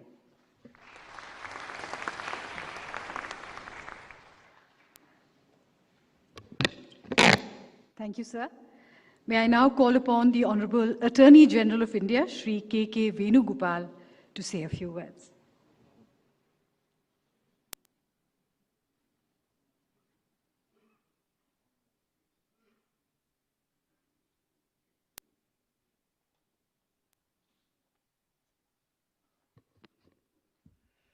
Honorable Prime Minister of India, Shri Narendra Modi ji, Honorable Chief Justice of India, Justice N.V. Ramana, Honorable Minister for Law and Justice, Shri Kiran Rijiju, Honorable Justice U.U. Lalit, Judge Supreme Court of India, Honorable Justice D.Y.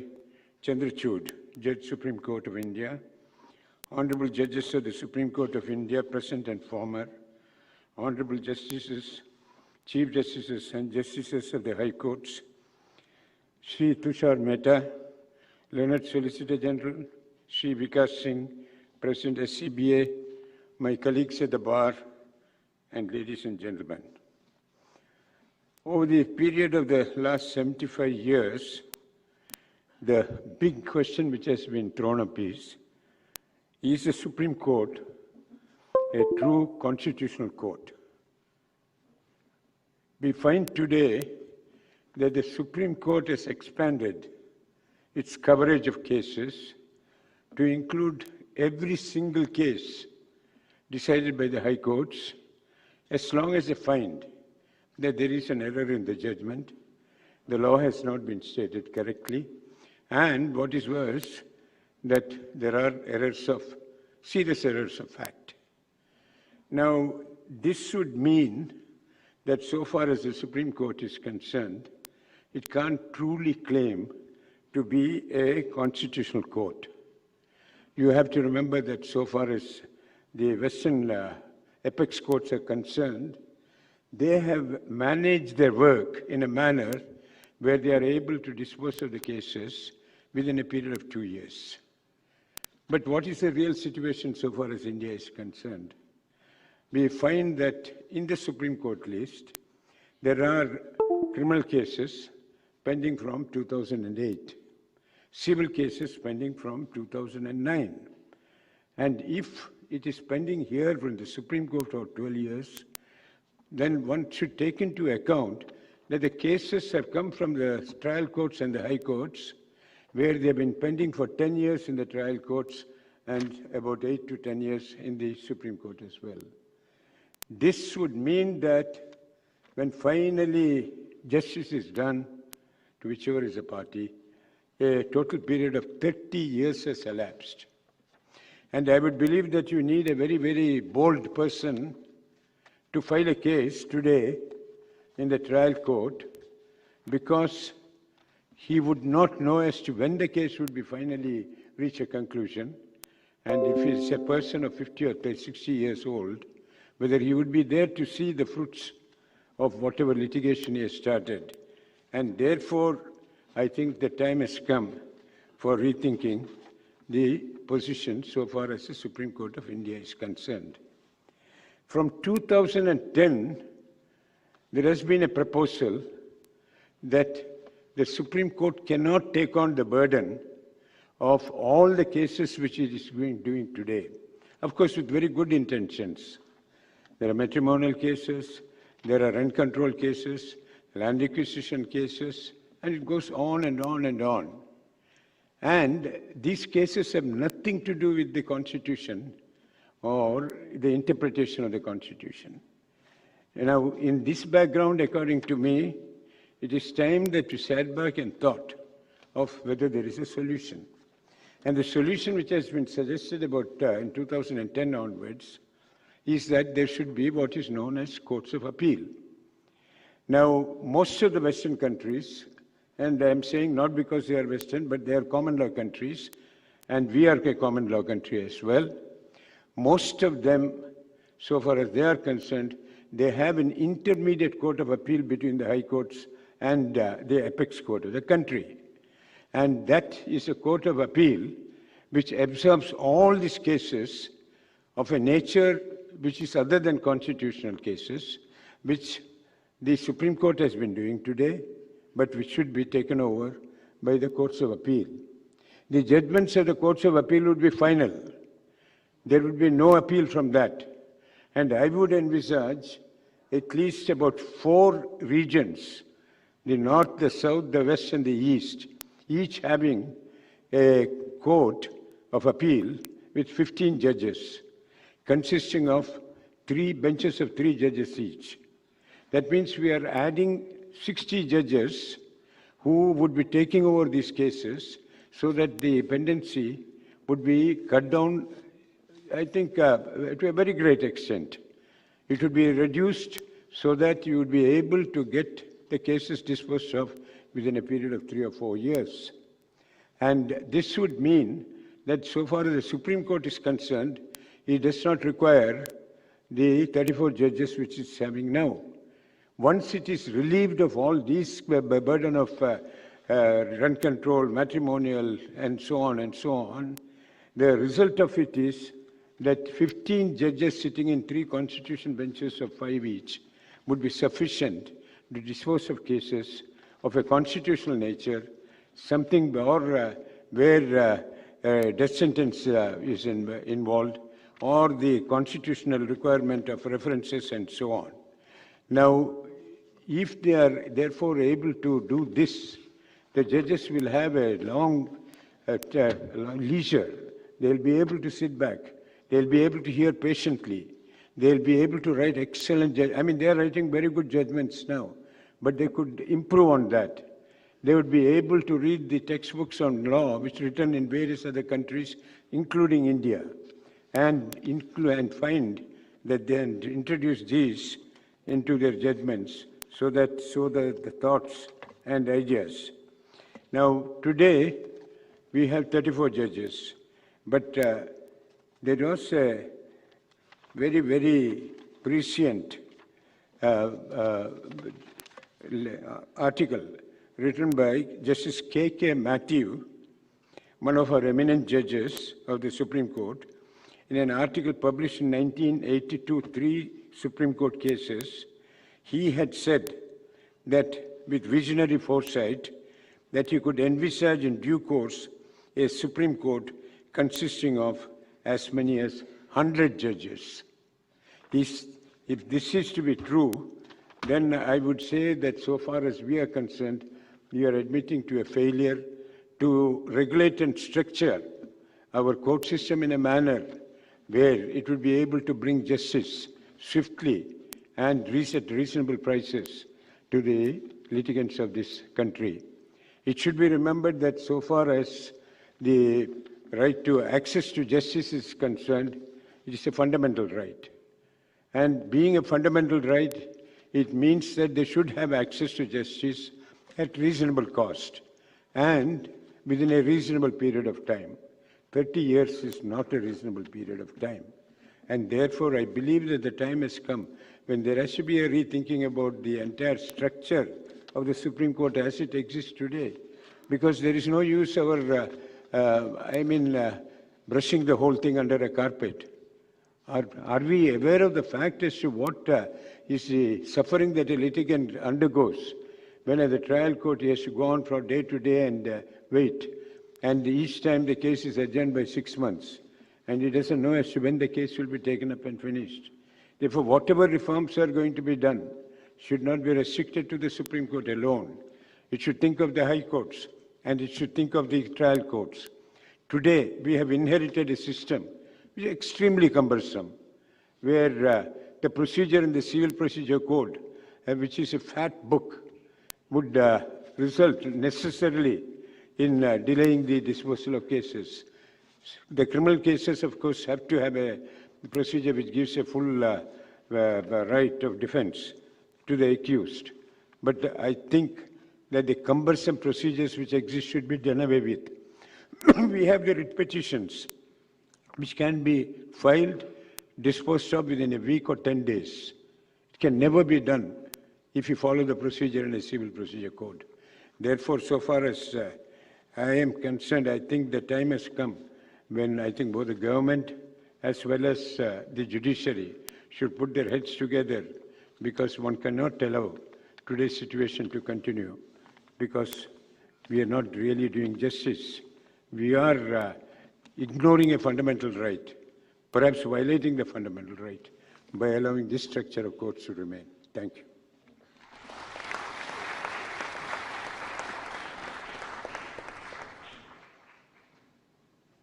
Thank you, sir. May I now request the Honorable Minister of Law and Justice, Shri Kiran Rijiju, to share his thoughts.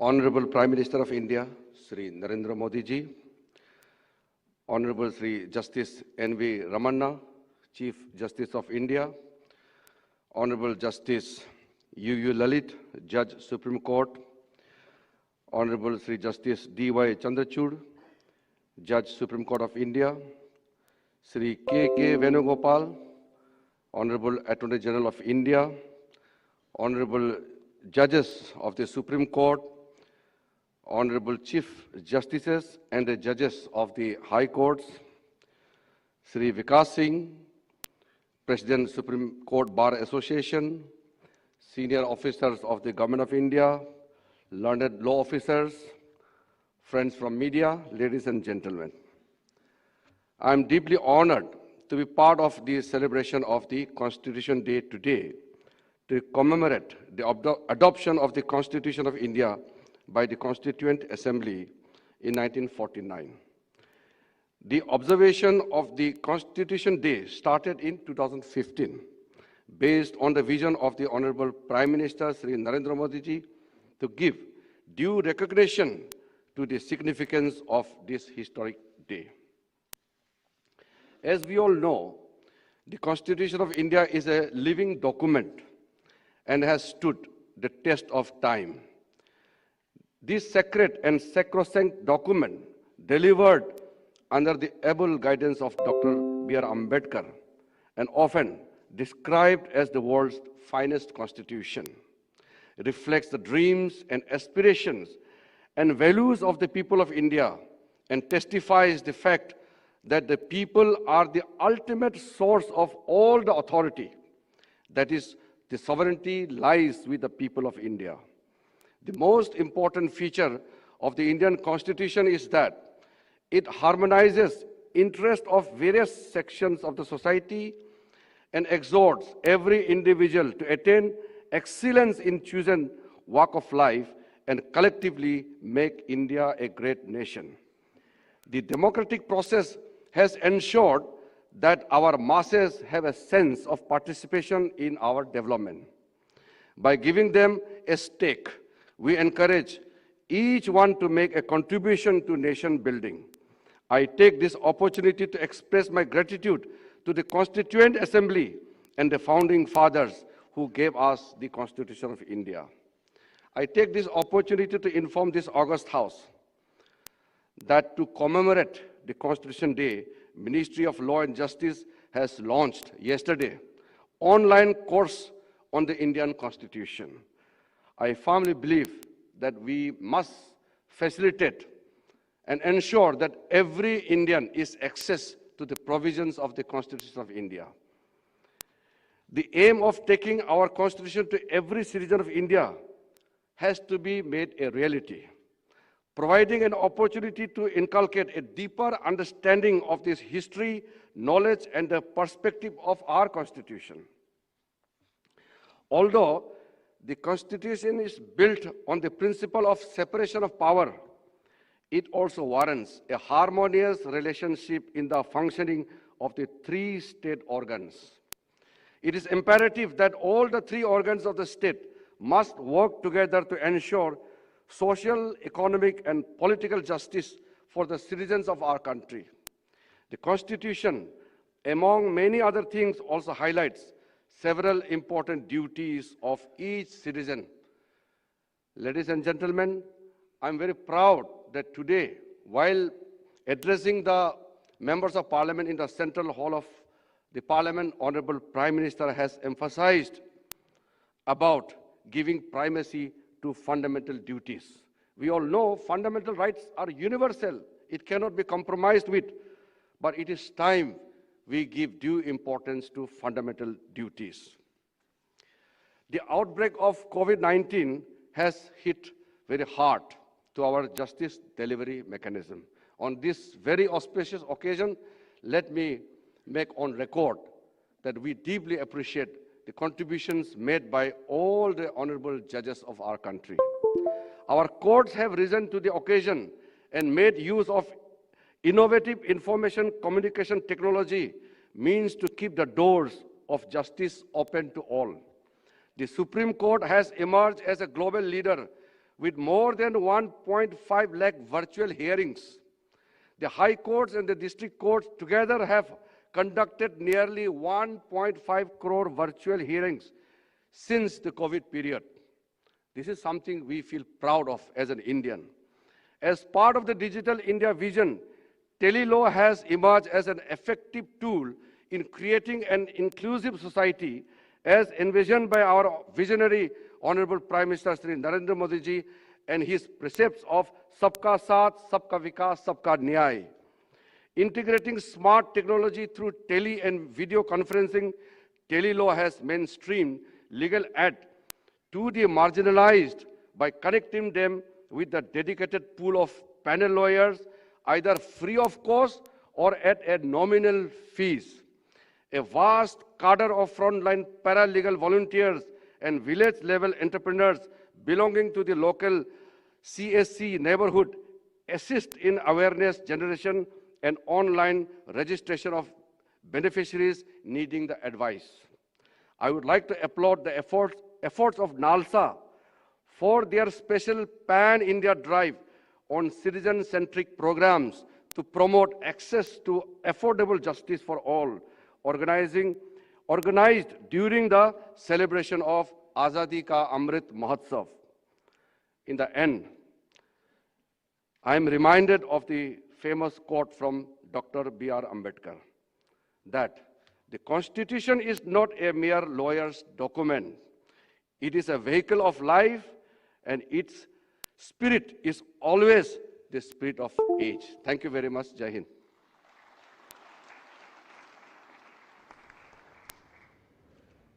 Thank you, sir. May I now request the Honorable Chief Justice of India, Shri Justice N.V. Ramana, to address the audience.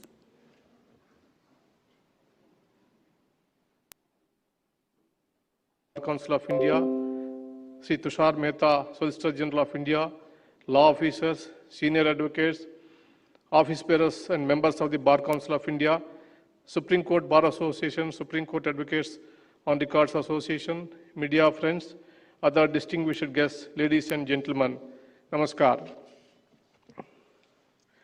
We, the people of India, gifted ourselves the Constitution 72 years ago to run our republic and as a liberal constitutional democracy. After intense and illuminating debates spread over nearly 3 years, the Constituent Assembly adopted the Constitution on this day in the year 1949. This is an occasion to recall the sacrifices made by countless patriots in the Indian freedom struggle. I feel privileged and honored to stand here and pay tribute to the freedom fighters who liberated us from colonial bondage. The struggle for freedom was aimed at emancipation, not merely political, but social and economic as well. I bow to the memory of the members of the Constituent Assembly who selflessly work day and night to present to the world one of the most modern, progressive, and scientific documents of the 20th century. I am proud that most of those who contributed to the framing of our Constitution belong to the legal fraternity. They were also in the forefront of the freedom struggle. Today, I am reminded the words of spoken by Baba Saheb Dr. B.R. Ambedkar on the 25th November 1949 in the Constituent Assembly while moving the motion for adoption of the draft Constitution.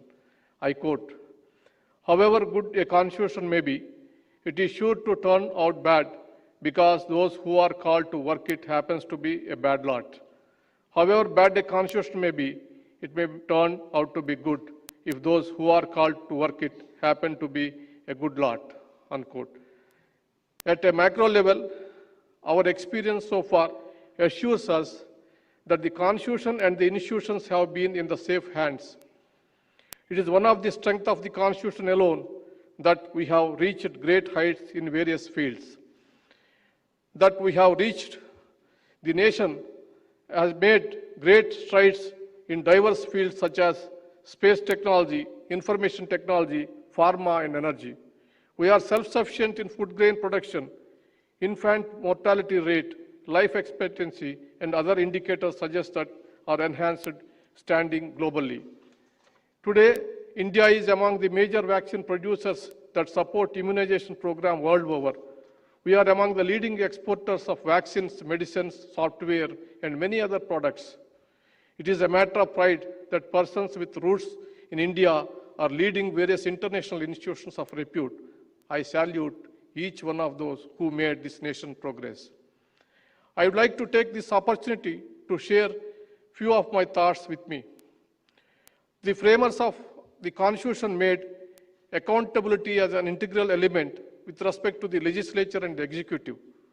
However, they consciously decided to keep the judiciary on a different pedestal. They trusted the competence of the men and women who would adorn the bench in upholding the Constitution. Looking back, I can proudly claim that as an institution, the judiciary has lived up to the faith reposed in it by the Constituent Assembly. The fact that the Indian judiciary continues to be last hope for those in distress suggests that it is on the right track.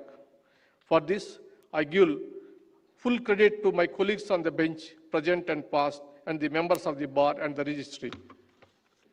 The commitment made in the preamble of the Constitution to secure social, economic, and political justice to all the citizens impose a sacred duty upon the state as a whole. The general perception is that securing justice is the responsibility of the judiciary alone. This is not correct. To the contrary, it is all the three organs of the state which are responsible for upholding this commitment to secure justice. All the three organs are repositories of the constitutional trust, while the judiciary is the guardian of the Constitution. Its role and scope of action is ultimately limited by the very narrow of the judicial process. The executive and the legislature must work in conjunction with the judiciary to ensure complete justice as envisaged under the Constitution. Any deviation by the legislature or the executive from the path prescribed by the Constitution will only lead to additional burden to the judiciary. The Lakshman Rekha drawn by the Constitution is a sacrosanct, but there are times when courts are compelled to pay attention to unresolved grievances in the interest of justice. The intention behind such limited judicial intervention is to nudge the executive and not usurp its role. The constitutional obligation and duty of the judiciary is intervene needs to be appreciated in this context. Attempts to project such interventions and constructive observations as the targeting of one institution by another are totally misplaced. If encouraged, such attempts will prove to be detrimental to the health of democracy. Misgivings about the constitutional scheme are mainly due to lack of constitutional literacy among even the well-informed sections of the society. Despite it being the document that decides their destiny, the vast majority of our population is oblivious of its relevance and importance. There is an urgent need to launch a massive drive to raise awareness about the constitutional rights and the duties of the citizens, as well as the roles of the other coordinate branches of the state. I am glad to learn that the Government of India launched a video series yesterday aimed at educating children about the Constitution. To take it to the larger population, more such material need to be made available to the Indian languages. A healthy democracy is known by its dynamic institutions. Every dynamic public institution needs to constantly evolve and innovate in order to keep pace with the changing times. The Indian judiciary is no exception to this. The Supreme Court of India must be on its toes and its innovative best to meet the challenges.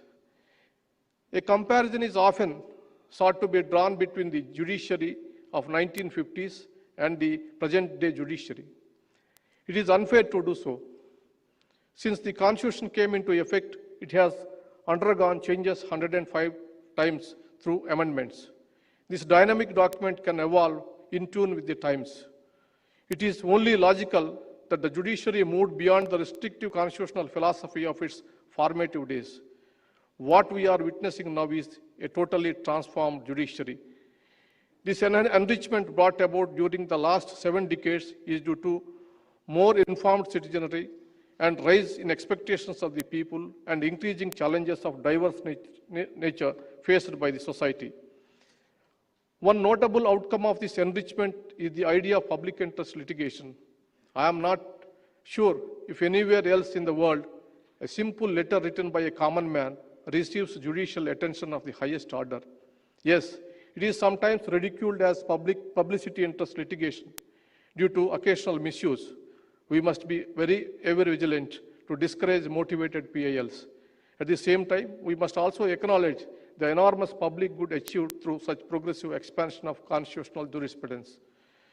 But the same judiciary, which offers solutions based on mere postcard, paradoxically struggles for years to take regular litigations to the logical conclusion due to various complex reasons. The question is how to address the issue of protracted litigations and pendency, which is agitating the minds of the citizenry. In this context, I welcome the suggestions made by the learned Attorney General. As far as the pendency of the Supreme Court is concerned, we have initiated steps to reduce it by harnessing technology. Pendency in lower judiciary is particularly alarming. It calls for multi-pronged approach involving all the stakeholders. The solutions that we could think are structural change in the hierarchy of the courts, filling up of the existing vacancies of judicial officers, creation of more and more posts, filling up vacancies of public prosecutor, government pleaders and standing counsels, creation of necessary infrastructure, sensitizing the police and the executive about the need to cooperate in court proceedings, deployment of modern technology tools. Infrastructure development is proving to be a difficult task. I must acknowledge that the Union government has been making reasonable budgetary allocation through its centrally sponsored schemes for this purpose. But due to non-availability of matching grants by some states, the budget allocated remains underutilized. I feel the situation calls for the creation of special purpose vehicles, namely national and state judicial infrastructure authorities in the lines of NALSA and SALSA. This will help us make optimal use of the available fund and standardize infrastructure development under one roof. The Government of India can follow the model implemented for modernization of police stations across the country. The new court complexes should be able to deploy modern technological tools to accelerate justice delivery. For this, modern equipment with video conferencing facilities and high-speed networks are essential. The HE committee headed by Brother Justice Chandrachud and the Committee on Artificial Intelligence chaired by Brother Justice Nageshwar Rao are doing a stellar job in this direction. I beseech the Honorable Prime Minister to strengthen our efforts in building state-of-the-art of court complexes for the lower judiciary. An area of grave concern for the judiciary is the increasing attacks on judges. Physical attacks on judicial officers on the rise. Then there are attacks on the judiciary in the media, particularly social media. These attacks appear to be sponsored and synchronized. The law enforcing agency, particularly central agencies, need to deal with such malicious attacks effectively. The governments are expected to create a secure environment so that the judges and judicial officers can function fearlessly. My experience as a legal professional in different roles is what prompted me to call for Indianization of judiciary. I am using the term Indianization to refer a wide range of reforms that our judicial system requires. The judicial system, as it exists in our country today, is essentially still colonial in nature. It takes no account of the social realities or the local conditions. The procedures followed, the language of arguments and judgments, and the high costs involved are all contributing to alienate the common man from the judicial system. People should feel confident in approaching the courts. Only when litigants get a chance to directly participate, their faith in the process and outcome will be reinforced. There is therefore a pressing need to simplify the entire process by removing avoidable procedural barriers and ensuring greater use of the local language. Coming back to the issue of vacancies. Recently, we have witnessed many appointments in the higher judiciary being cleared by the government. It is very heartening to note that the number of vacancies in the apex court is reduced to just one. Now, there are 4 women judges in the Supreme Court for the first time. I hope to see this number grow further. My brothers in the collegia worked overtime to facilitate filling up of the vacancies across the high courts as well. This is an ongoing exercise, and I am sure vacancies will be reduced to the bare minimum soon. I look forward to the continued cooperation of the government. The Honorable Prime Minister was kind enough to lend his support to the legal awareness mission, which was led by NALSA under the dynamic leadership of my brother Justice Lalit. I also thank the Honorable Prime Minister for taking out time for this event today. Within a span of 2 weeks, the Honorable Prime Minister graciously came forward to host my brothers and sisters from Supreme Court and across the country, not once but twice. Having a law minister who understands the functioning of the constitutional system is highly appreciated. His cooperation with the legal fraternity and the judiciary is invaluable. We, the judges, are also citizens of this great nation. We too have dreams and aspirations to be part of a society which is recognized world over as inclusive, modern, prosperous, and progressive. The great Telugu poet Gurajada Apparao Garu said once, Desamante matti kadoi, desamante manushloi. I remember the Honorable Prime Minister himself quoting this. It means a country is not defined by territorial boundaries. A country is defined by its people. The judiciary has a duty towards the people. On this day, I do not think there is any more patriotic act for the judiciary than rededicating itself to uphold the Constitution in the interest of we the people. Thank you very much.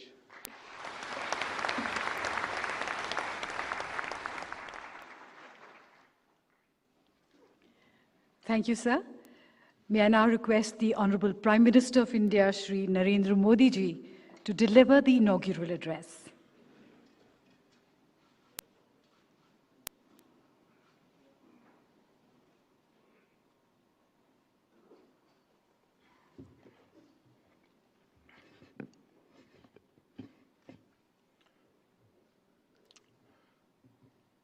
नमस्कार।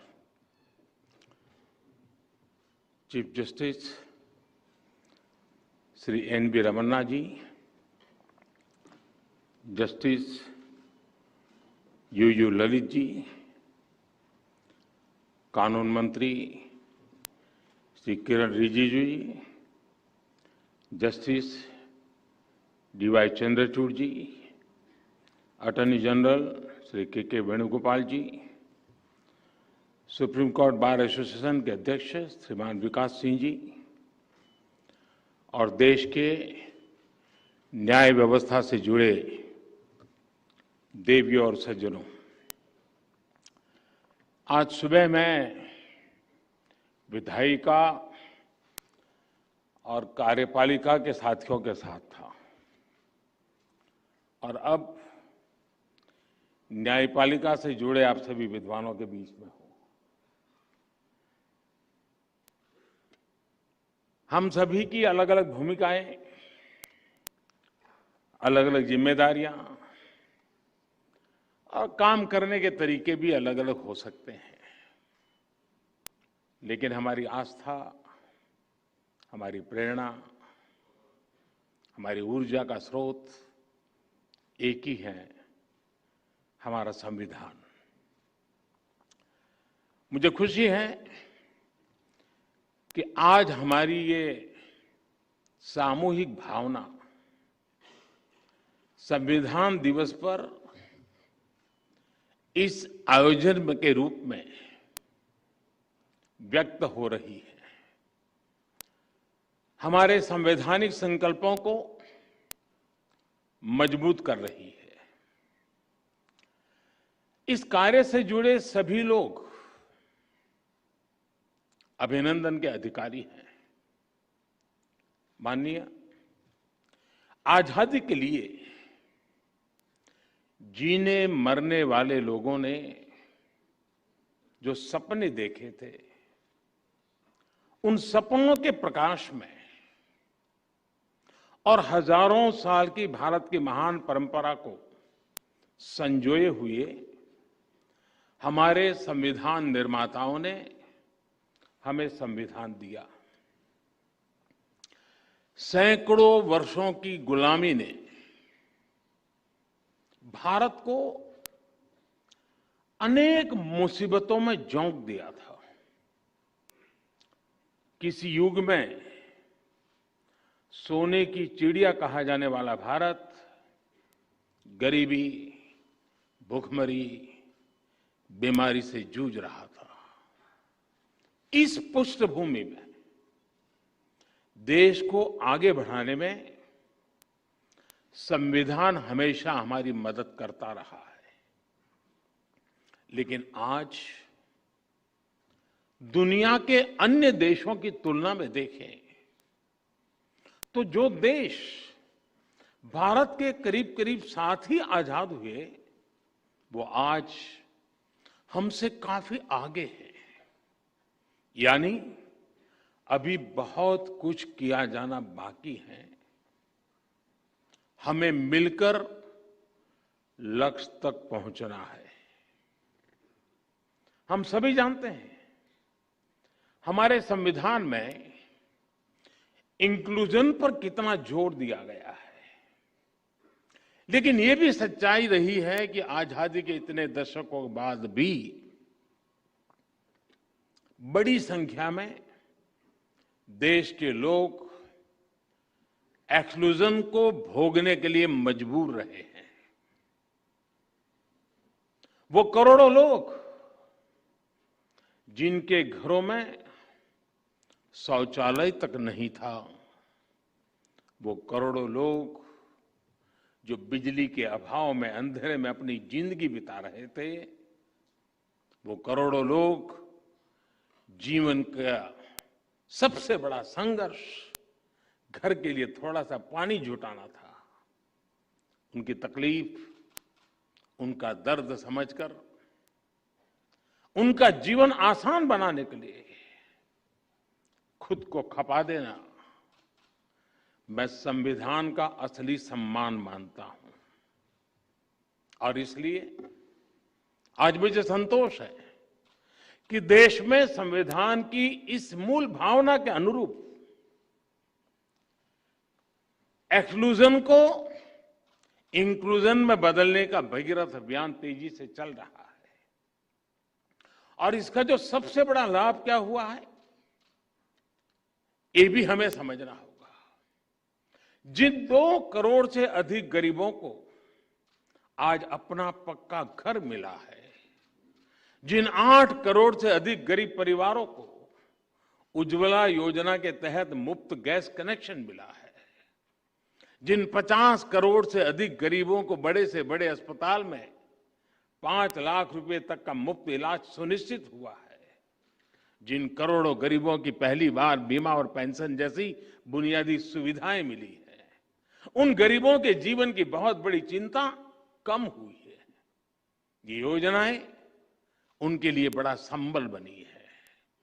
इसी corona काल में पिछले कई महीनों से 80 करोड़ से अधिक लोगों को मुफ्त अनाज सुनिश्चित किया जा रहा है। प्रधानमंत्री गरीब कल्याण अन्न योजना पर सरकार 2,60,000 करोड़ रुपए से अधिक खर्च करके गरीबों को मुफ्त अनाज दे रही है। अभी कल ही हमने इस योजना को अगले मार्च महीने तक के लिए बढ़ा दिया है। हमारे जो डायरेक्टिव प्रिंसिपल्स हैं वो कहते हैं citizens, man and women equally have the right to an adequate means of livelihood. वो इसी भावना का ही तो प्रतिबिंब है। आप सभी ये मानेंगे कि जब देश का सामान्य मानवी, देश का गरीब विकास की मुख्य धारा से जुड़ता है, जब उसे इक्वलिटी और इक्वल अपॉर्चुनिटी मिलती है, तो उसकी दुनिया पूरी तरह बदल जाती है। जब रेहड़ी, ठेले, पटरी वाले भी बैंक क्रेडिट की व्यवस्था से जुड़ता है, तो उसको राष्ट्र निर्माण में भागीदारी का एहसास होता है। जब दिव्यांगों को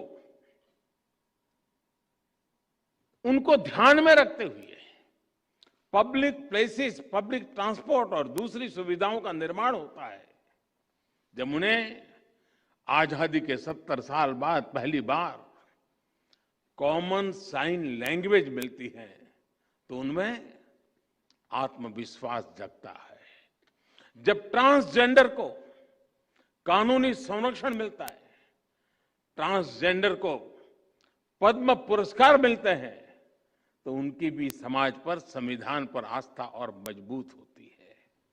जब 3 तलाक जैसी कुरीति के विरुद्ध कड़ा कानून बनता है, तो उन बहन बेटियों का संविधान पर भरोसा और सशक्त होता है, जो हर तरह से नाउम्मीद हो चुकी थी। महानुभाव, सबका साथ, सबका विकास, सबका विश्वास, सबका प्रयास, ये संविधान की भावना का सबसे सशक्त प्रकटीकरण है। संविधान के लिए समर्पित सरकार विकास में भेद नहीं करती, और ये हमने करके दिखाया है। आज गरीब से गरीब को भी क्वालिटी इंफ्रास्ट्रक्चर तक वही एक्सेस मिल रहा है जो कभी साधन संपन्न लोगों तक सीमित था। आज लद्दाख, अंडमान और निकोबार, नॉर्थ ईस्ट के विकास, इन सभी क्षेत्रों पर देश का उतना ही फोकस है जितना दिल्ली और मुंबई जैसे मेट्रो शहरों पर है। लेकिन इन सब के बीच मैं एक और बात की तरफ आपको ध्यान दिलाऊंगा। आपने भी जरूर अनुभव किया होगा कि जब सरकार किसी एक वर्ग के लिए, किसी एक छोटे से टुकड़े के लिए कुछ करती है तो बड़ी उदारवादी कहलाती है, उसकी बड़ी प्रशंसा होती है कि उनके लिए कुछ किया। लेकिन मैं हैरान हूं, कभी कभी हम देखते हैं कोई सरकार एकाध राज्य के लिए कुछ कर ले, कुछ राज्य की भलाई का कोई काम करते हैं तो भी वाहवाही हो जाती है। लेकिन जब सरकार सबके लिए करती है, हर नागरिक के लिए करती है, हर राज्य के लिए करती है, तो उसे उतना महत्व नहीं दिया जाता जिसका कभी कभी तो उसका जिक्र तक नहीं होता है। सरकार की योजनाओं से कैसे हर वर्ग का, हर राज्य का समान रूप से भला हो रहा है, इस पर उतना ध्यान नहीं दिया जाता है।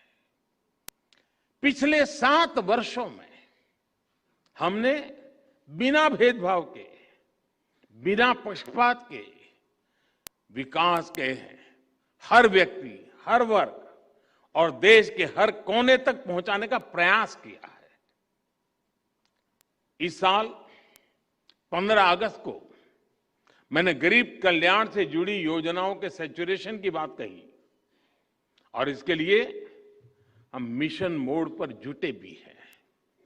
सर्वजन हिताय, सर्वजन सुखाय, इस मंत्र को लेकर के कार्य करने का हमारा प्रयास है। आज इससे देश की तस्वीर कैसे बदली है, ये हमें हाल के national family health survey report में भी दिखाई देता है। इस रिपोर्ट के बहुत से तथ्य इस बात को सिद्ध करते हैं कि जब नेक नियत के साथ काम किया जाए, सही दिशा में आगे बढ़ा जाए और सारी शक्ति जुटाकर लक्ष्य को प्राप्त करने का प्रयास किया जाए तो सुखद परिणाम अवश्य आते हैं। जेंडर इक्वलिटी की बात करें तो पुरुषों की तुलना में बेटियों की संख्या बढ़ रही है। गर्भवती महिलाओं को अस्पताल में डिलीवरी की ज्यादा अवसर उपलब्ध हो रहे हैं। इस वजह से माता मृत्यु दर, शिशु मृत्यु दर पर कम हो रही है। और भी बहुत सारे इंडिकेटर ऐसे हैं जिस पर हम एक देश के रूप में बहुत अच्छा कर रहे हैं। इन सभी इंडिकेटर्स में हर परसेंटेज पॉइंट की बढ़ोतरी सिर्फ एक आंकड़ा भर नहीं है, ये करोड़ों भारतीयों को मिल रहे उनके हक का प्रमाण है। ये बहुत आवश्यक है कि जन कल्याण से जुड़ी योजनाओं का पूरा लाभ लोगों को मिले, इंफ्रास्ट्रक्चर से जुड़ी परियोजनाओं समय पर पूरी हो। किसी भी कारण से हुई अनावश्यक देरी नागरिक को उसके हक से वंचित रखती है। मैं गुजरात का रहने वाला हूं तो मैं सरदार सरोवर डैम का उदाहरण देना चाहता हूं।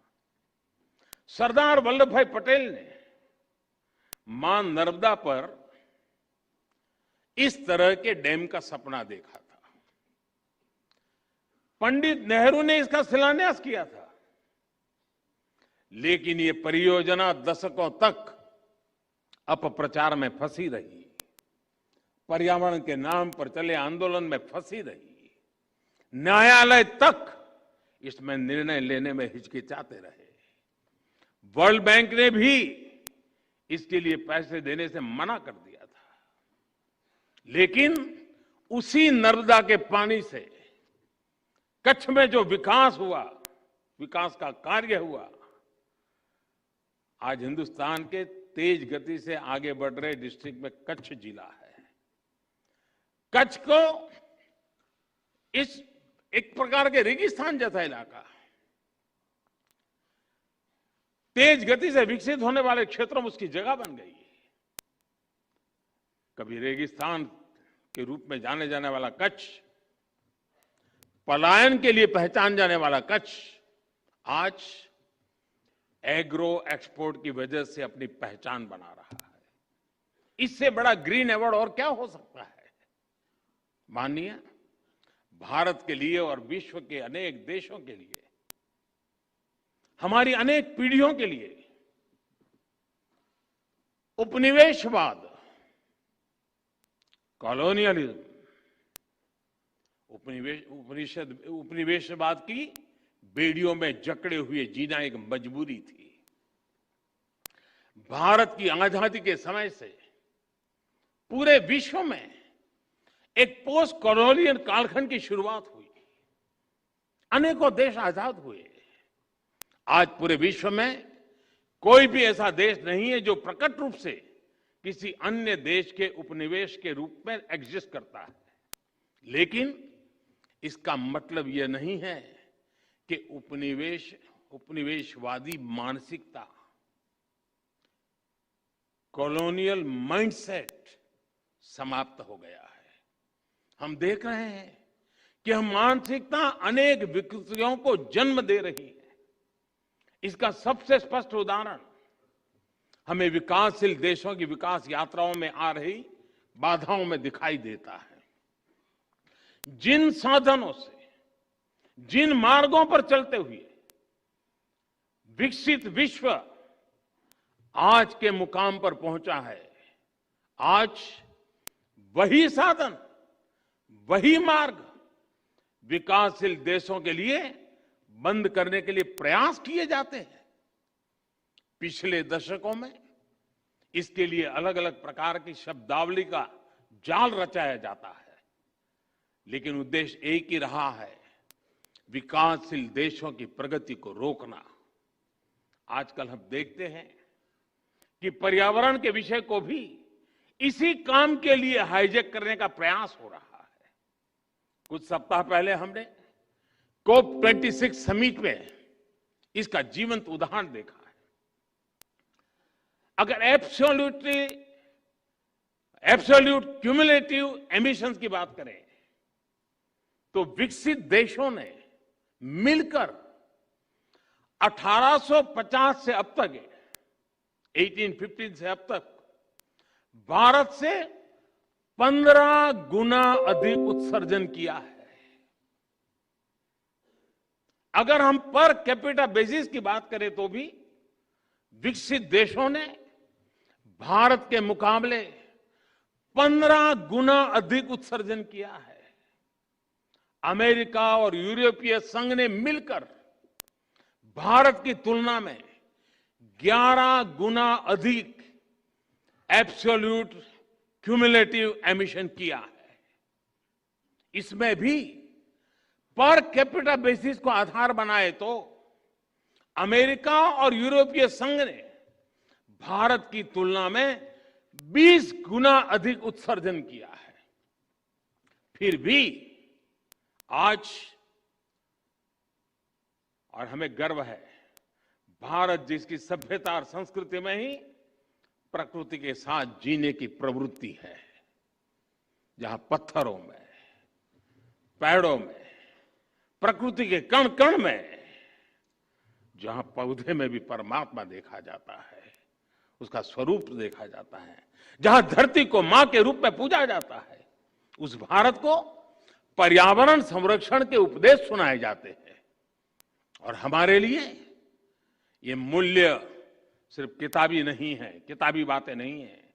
आज भारत में लायन, टाइगर, डॉल्फिन आदि की संख्या और अनेक प्रकार की बायोडायवर्सिटी के मानकों में लगातार सुधार हो रहा है। भारत में वन क्षेत्र बढ़ रहा है। भारत में डिग्रेडेड लैंड का सुधार हो रहा है। गाड़ियों के ईंधन के मानकों को हमने स्वेच्छा से बढ़ाया है। हर प्रकार की रिन्यूएबल एनर्जी, उस क्षेत्र में हम विश्व के अग्रणी देशों में हैं और पेरिस समझौते के लक्ष्यों को समय से पहले प्राप्त करने की ओर अग्रसर अगर कोई है तो एकमात्र हिंदुस्तान है। G20 देशों के समूह में अच्छे से अच्छा काम करने वाला कोई देश है, दुनिया ने माना है, वो हिंदुस्तान है। और फिर भी ऐसे भारत पर पर्यावरण के नाम पर भांति भांति के दबाव बनाए जाते हैं। यह सब उपनिवेशवाद मानसिकता का ही परिणाम है। लेकिन दुर्भाग्य यह है कि हमारे देश में भी ऐसी ही मानसिकता के चलते अपने ही देश के विकास में रोड़े अटकाए जाते हैं। कभी फ्रीडम ऑफ एक्सप्रेशन के नाम पर तो कभी किसी और चीज का सहारा लेकर। हमारे देश की परिस्थितियां, हमारे युवाओं की आकांक्षाएं सपनों को बिना जाने समझे बहुत सी बार दूसरे देशों के बेंचमार्क पर भारत को तोलने का प्रयास होता है और इसकी आड़ में विकास के रास्ते बंद करने की कोशिश होती है। इसका नुकसान ये जो करते हैं ऐसे लोगों को भुगतना नहीं पड़ता है। इसका नुकसान भुगतना पड़ता है उस मां को जिसका बच्चा बिजली प्लांट स्थापित न होने के कारण पढ़ नहीं पाता। इसका नुकसान भुगतना पड़ता है उस पिता को जो रुके हुए सड़क प्रोजेक्ट के कारण अपने संतान को समय पर अस्पताल नहीं पहुंचा पाता। इसका नुकसान भुगतना पड़ता है उस मध्यम वर्गीय परिवार को जिसके लिए आधुनिक जीवन की सुविधाएं पर्यावरण के नाम पर उसकी आमदनी से बाहर पहुंचा दी गई। इस कॉलोनियल माइंडसेट की वजह से भारत जैसे देश में, विकास के लिए प्रयास कर रहे देश में करोड़ों आशाएं टूटती हैं, आकांक्षाएं दम तोड़ती हैं। आजादी के आंदोलन में जो संकल्प शक्ति पैदा हुई उसे और अधिक मजबूत करने में ये कॉलोनियल माइंडसेट बहुत बड़ी बाधा है। हमें इसे दूर करना ही होगा और इसके लिए हमारी सबसे बड़ी शक्ति, हमारा सबसे बड़ा प्रेरणा स्रोत हमारा संविधान ही है। माननीय सरकार और न्यायपालिका दोनों का ही जन्म संविधान की कोख से हुआ है, इसलिए दोनों ही जुड़वा संतानें हैं। संविधान की वजह से ही ये दोनों अस्तित्व में आए हैं।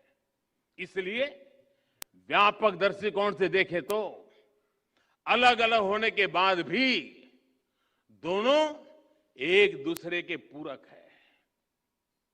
हमारे यहां शास्त्रों में भी कहा गया है, ऐक्यम बलम सामंजस्य, ऐक्यम बलम समाजस्य, ऐक्यम बलम समाजस्य तत् अभावे से दुर्बलः तस्मात् ऐक्यम प्रशंसन्ति दृढ़म राष्ट्र हितैषणी। अर्थात किसी समाज की, देश की ताकत उसकी एकता और एकजुट प्रयासों में होती है। इसलिए जो मजबूत राष्ट्र के हितैषी होते हैं वो एकता की प्रशंसा करते हैं, उस पर जोर देते हैं। राष्ट्र के हितों को सर्वोपरि रखते हुए ही यही एकता देश की हर संस्था के प्रयासों में होनी चाहिए। आज जब देश अमृत काल में अपने लिए असाधारण लक्ष्य तय कर रहा है, दशकों पुरानी समस्याओं के समाधान तलाश कर नए भविष्य के लिए संकल्प ले रहा है, तो ये सिद्धि सबके साथ से ही पूरी होगी। इसलिए देश ने आने वाले 25 सालों के लिए, जब देश आजादी की शताब्दी मनाता होगा, और इसलिए सबका प्रयास, इसका देश ने आह्वान किया है। निश्चित तौर पर इस आह्वान में एक बड़ी भूमिका जुडिशरी की भी है। महोदय, हमारी चर्चा में बिना भूले हुए एक बात लगातार सुनने को आती है, बार बार उसे दोहराया जाता है, separation of power. Separation of power की बात न्यायपालिका हो, कार्यपालिका हो या फिर विधायिका, अपने आप में बहुत महत्वपूर्ण रही है। इसके साथ ही आजादी के इस अमृत काल में, भारत की आजादी के 100 वर्ष पूरे होने तक ये जो अमृत काल है, ये अमृत कालखंड में संविधान की भावना के अनुरूप कलेक्टिव रिजॉल्व दिखाने की आवश्यकता है। आज देश के सामान्य मानवी के पास जो कुछ है वो उससे ज्यादा का हकदार है। जब हम देश की आजादी की शताब्दी मनाएंगे, उस समय का भारत कैसा होगा, इसके लिए हमें आज ही काम करना है। इसलिए देश की उसकी आकांक्षाओं को पूरा करने के लिए कलेक्टिव रिस्पॉन्सिबिलिटी के साथ चलना बहुत जरूरी है। सेपरेशन ऑफ पावर के मजबूत अधिष्ठान पर हमें कलेक्टिव रिस्पॉन्सिबिलिटी का मार्ग निर्धारित करना है, रोड मैप बनाना है, लक्ष्य तय करने हैं और मंजिल तक देश को पहुंचाना है। माननीय, कोरोना काल ने जस्टिस डिलीवरी में टेक्नोलॉजी के इस्तेमाल को लेकर नया भरोसा पैदा किया है। डिजिटल इंडिया के मेगा मिशन में न्यायपालिका की सहभागिता है। 18,000 से ज्यादा कोर्ट्स का कंप्यूटराइज होना, 98% कोर्ट कॉम्प्लेक्स का वाइड एरिया नेटवर्क से जुड़ जाना, रियल टाइम में जुडिशियल डेटा ट्रांसमिशन के लिए नेशनल जुडिशियल डेटा ग्रिड का फंक्शनल होना, ई कोर्ट प्लेटफॉर्म का लाखों लोगों तक पहुंचना, ये बताता है कि आज टेक्नोलॉजी हमारे जस्टिस सिस्टम की कितनी बड़ी ताकत बन चुकी है। और आने वाले समय में हम एक एडवांस जुडिशरी को काम करते हुए देखेंगे। समय परिवर्तनीय है, दुनिया बदलती रहती है, लेकिन ये बदलाव मानवता के लिए इवोल्यूशन का जरिया बने हैं। ऐसा इसलिए क्योंकि मानवता ने इन बदलावों को स्वीकार किया और साथ ही मानवीय मूल्यों को शाश्वत बनाए रखा। न्याय की अवधारणा इन मानवीय मूल्यों का सबसे परिष्कृत विचार है और संविधान न्याय की इस अवधारणा की सबसे परिष्कृत व्यवस्था है। इस व्यवस्था को गतिशील और प्रगतिशील बनाए रखने का दायित्व हम सभी पर है। अपनी इन भूमिकाओं का निर्वाह हम सब पूरी निष्ठा से करेंगे और आजादी के 100 साल से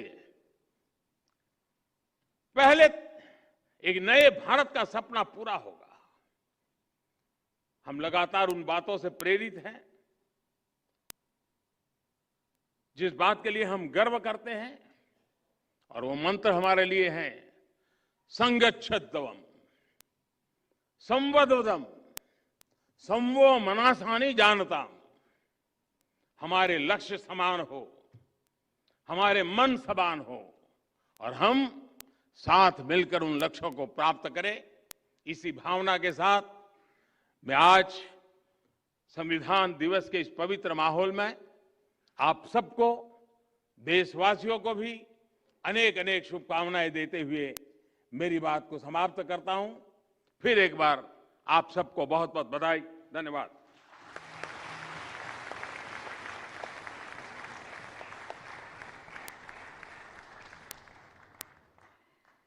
Thank you, Honorable Prime Minister, sir.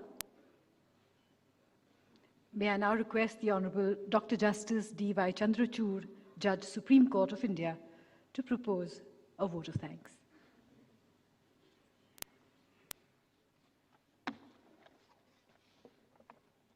Honorable Prime Minister of India, Shri Narendra Modi ji, Honorable the Chief Justice of India, Shri Justice N.V. Ramana, the Union Minister of Law and Justice, Honorable Shri Kiran Rijiju ji, my distinguished and learned colleague, Shri Justice Uday Lalit, my distinguished colleagues on the bench, the learned Attorney General for India, Shri K.K. Venugopal, Chief Justices of the High Courts and Judges, the Solicitor General, Shri Tushar Mehta, the President of the Supreme Court Bar Association, Shri Vikas Singh, our most valued guests who are in physical attendance, and citizens of India who have joined us virtually. It is a unique honor to propose a vote of thanks on the 72nd Constitution Day in celebration of our nation's anchor and bulwark. It was invigorating to hear perspectives from constitutional functionaries and stakeholders who engage with the Constitution every day. While the Constitution may formally separate the institutions we represent, it integrates us in the vision to preserve, protect, and nurture the roots and the foliage of our democracy. The roots are her foundation, the foliage, her manifestations. When India attained freedom, our people forged unity amidst a plurality of the hues of region, language, culture, and religion. We wrested free from our colonial past and guaranteed meaningful and representative citizenship to every person. The Hindi text of our preamble beautifully exemplifies the pillars of our Constitution. Nyay, Samanta, Swatantrata और देश की अखंडता सुनिश्चित करने वाली बंधुता. The Constitution represents a commitment to our democratic vision and charts our path towards our collective aspirations. 72 years ago, Dr.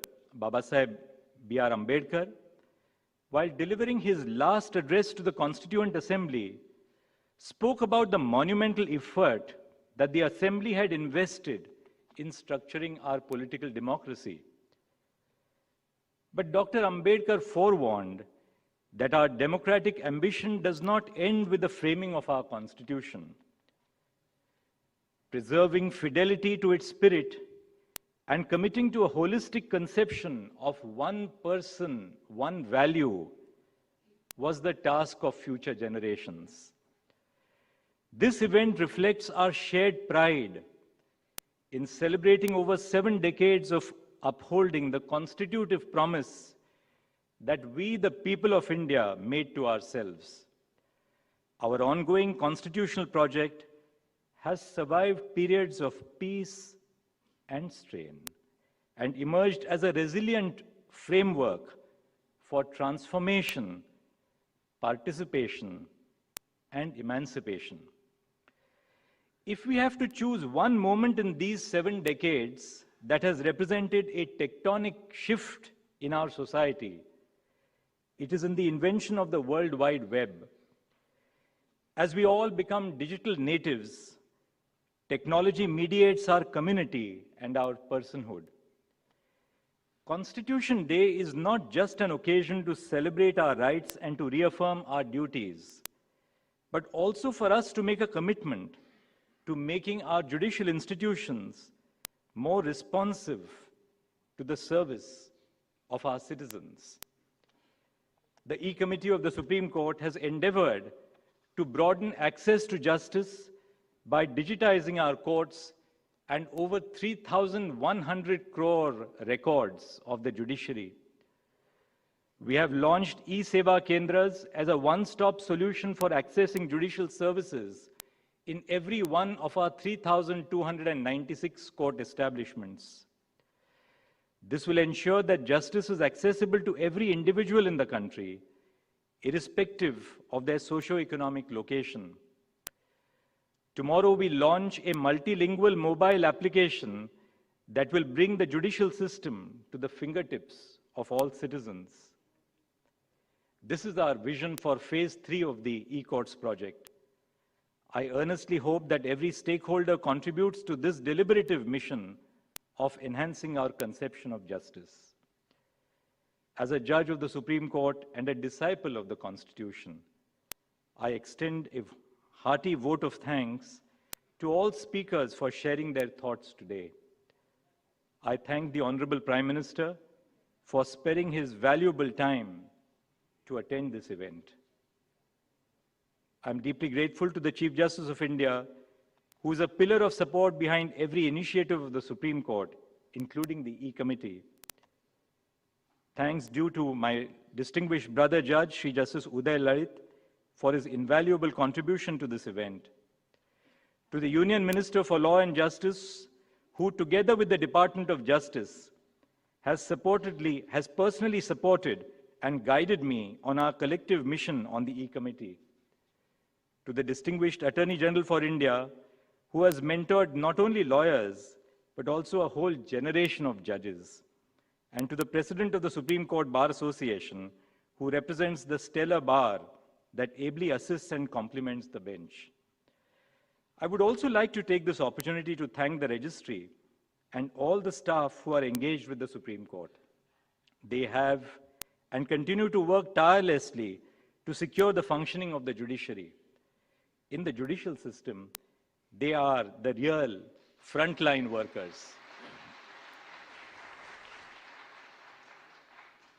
In a moment of silence in our hearts, we honor the memory of those of our staff who could not survive the pandemic. But yet, the history of humanity is a history founded on hope for a better future, and that is why we live and strive every day of our lives. We look forward to our celebration of the Constitution Day today and every day. Namaskar.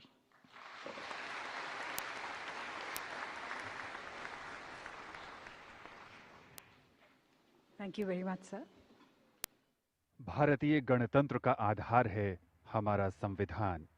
दुनिया का सबसे बड़ा लिखित भारतीय संविधान करोड़ों सपनों को साकार करता है। आज हर देशवासी की आंखों में चमक है, लक्ष्य की ओर बढ़ते कदम हैं और वर्तमान के बल पर सुखद भविष्य की उम्मीद है। भारत सशक्त हो रहा है, समृद्ध हो रहा है और नई नई बुलंदियों को हासिल कर आगे बढ़ रहा है।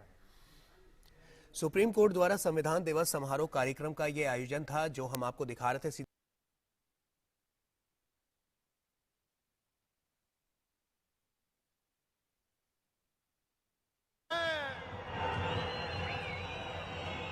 स्वागत है भाई, स्वागत है।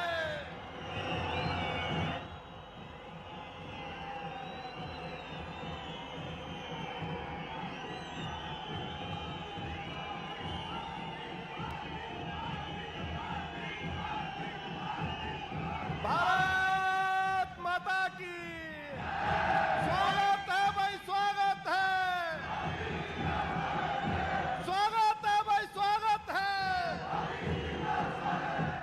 एक बार मोदी जी, एक बार मोदी जी।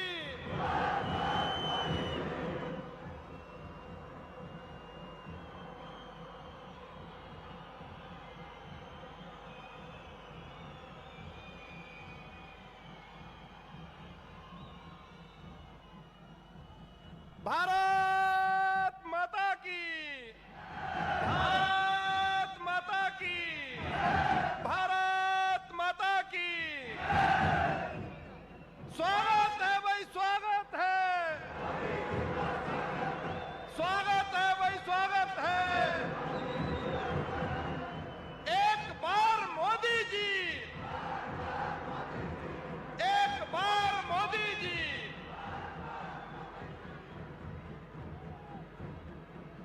बहुत बहुत धन्यवाद।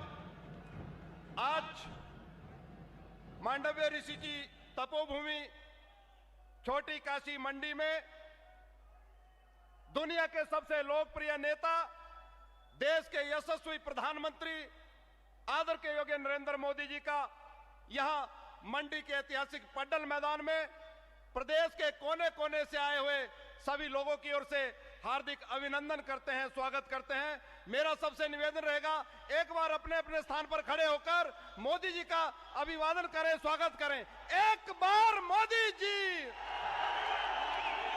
एक बार मोदी जी, एक बार मोदी जी, एक बार मोदी जी। बहुत बहुत धन्यवाद।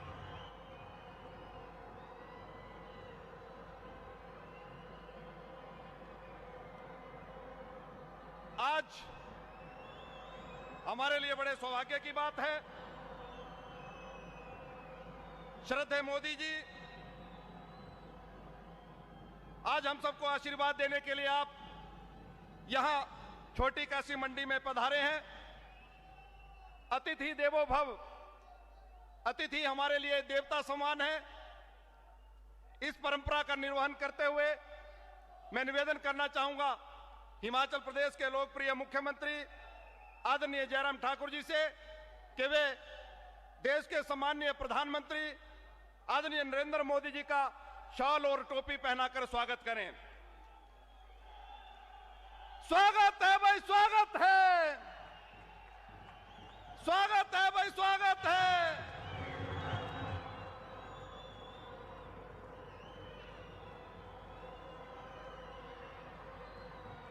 स्वागत है भाई, स्वागत है।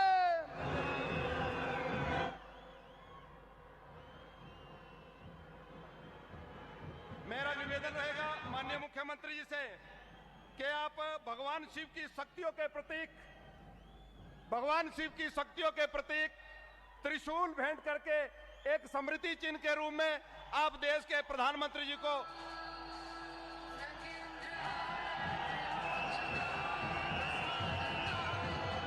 भारत माता की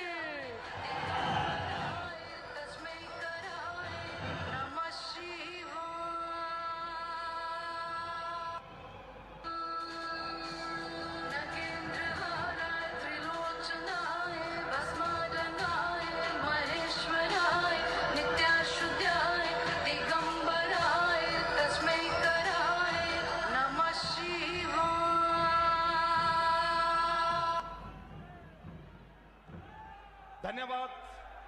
माननीय प्रधानमंत्री जी, आपके साथ आज मंच पर विराजमान हैं हिमाचल प्रदेश के माननीय राज्यपाल आदरणीय श्री राजेंद्र विश्वनाथ अर्लेकर जी। आपके साथ बाईं ओर हिमाचल प्रदेश के लोकप्रिय मुख्यमंत्री आदर के योग्य जयराम ठाकुर जी। मंच पर विराजमान भारत सरकार में, मोदी जी की सरकार में सूचना एवं प्रसारण, युवा मामले एवं खेल मंत्री श्री अनुराग सिंह ठाकुर जी। हिमाचल प्रदेश के पूर्व में मुख्यमंत्री रहे पार्टी के वरिष्ठ नेता परम श्रद्धेय प्रोफेसर प्रेम कुमार धूमल जी। मंच पर विराजमान भारतीय जनता पार्टी के सम्माननीय अध्यक्ष और शिमला संसदीय क्षेत्र के लोकप्रिय सांसद आदरणीय सुरेश कश्यप जी। मंच पर विराजमान सांसद आदरणीय किशन कपूर जी। मंच पर विराजमान भारतीय जनता पार्टी की राष्ट्रीय महामंत्री और राज्यसभा की सांसद सुश्री इंदु गोस्वामी जी। आप सबका भी आज इस मंडी की पावन धरती में स्वागत करता हूं, अभिनंदन करता हूं। अब मेरा निवेदन रहेगा, माननीय प्रधानमंत्री जी की प्रेरणा से देश में युवा राजनीति को नई दिशा, नया स्वर, नई गूंज और गर्जना देने वाले माननीय केंद्रीय मंत्री अनुराग सिंह ठाकुर जी से कि वे आए और स्वागत संबोधन के लिए मंच पर मैं उनको आमंत्रित करना चाहूंगा। आदरणीय अनुराग सिंह ठाकुर जी।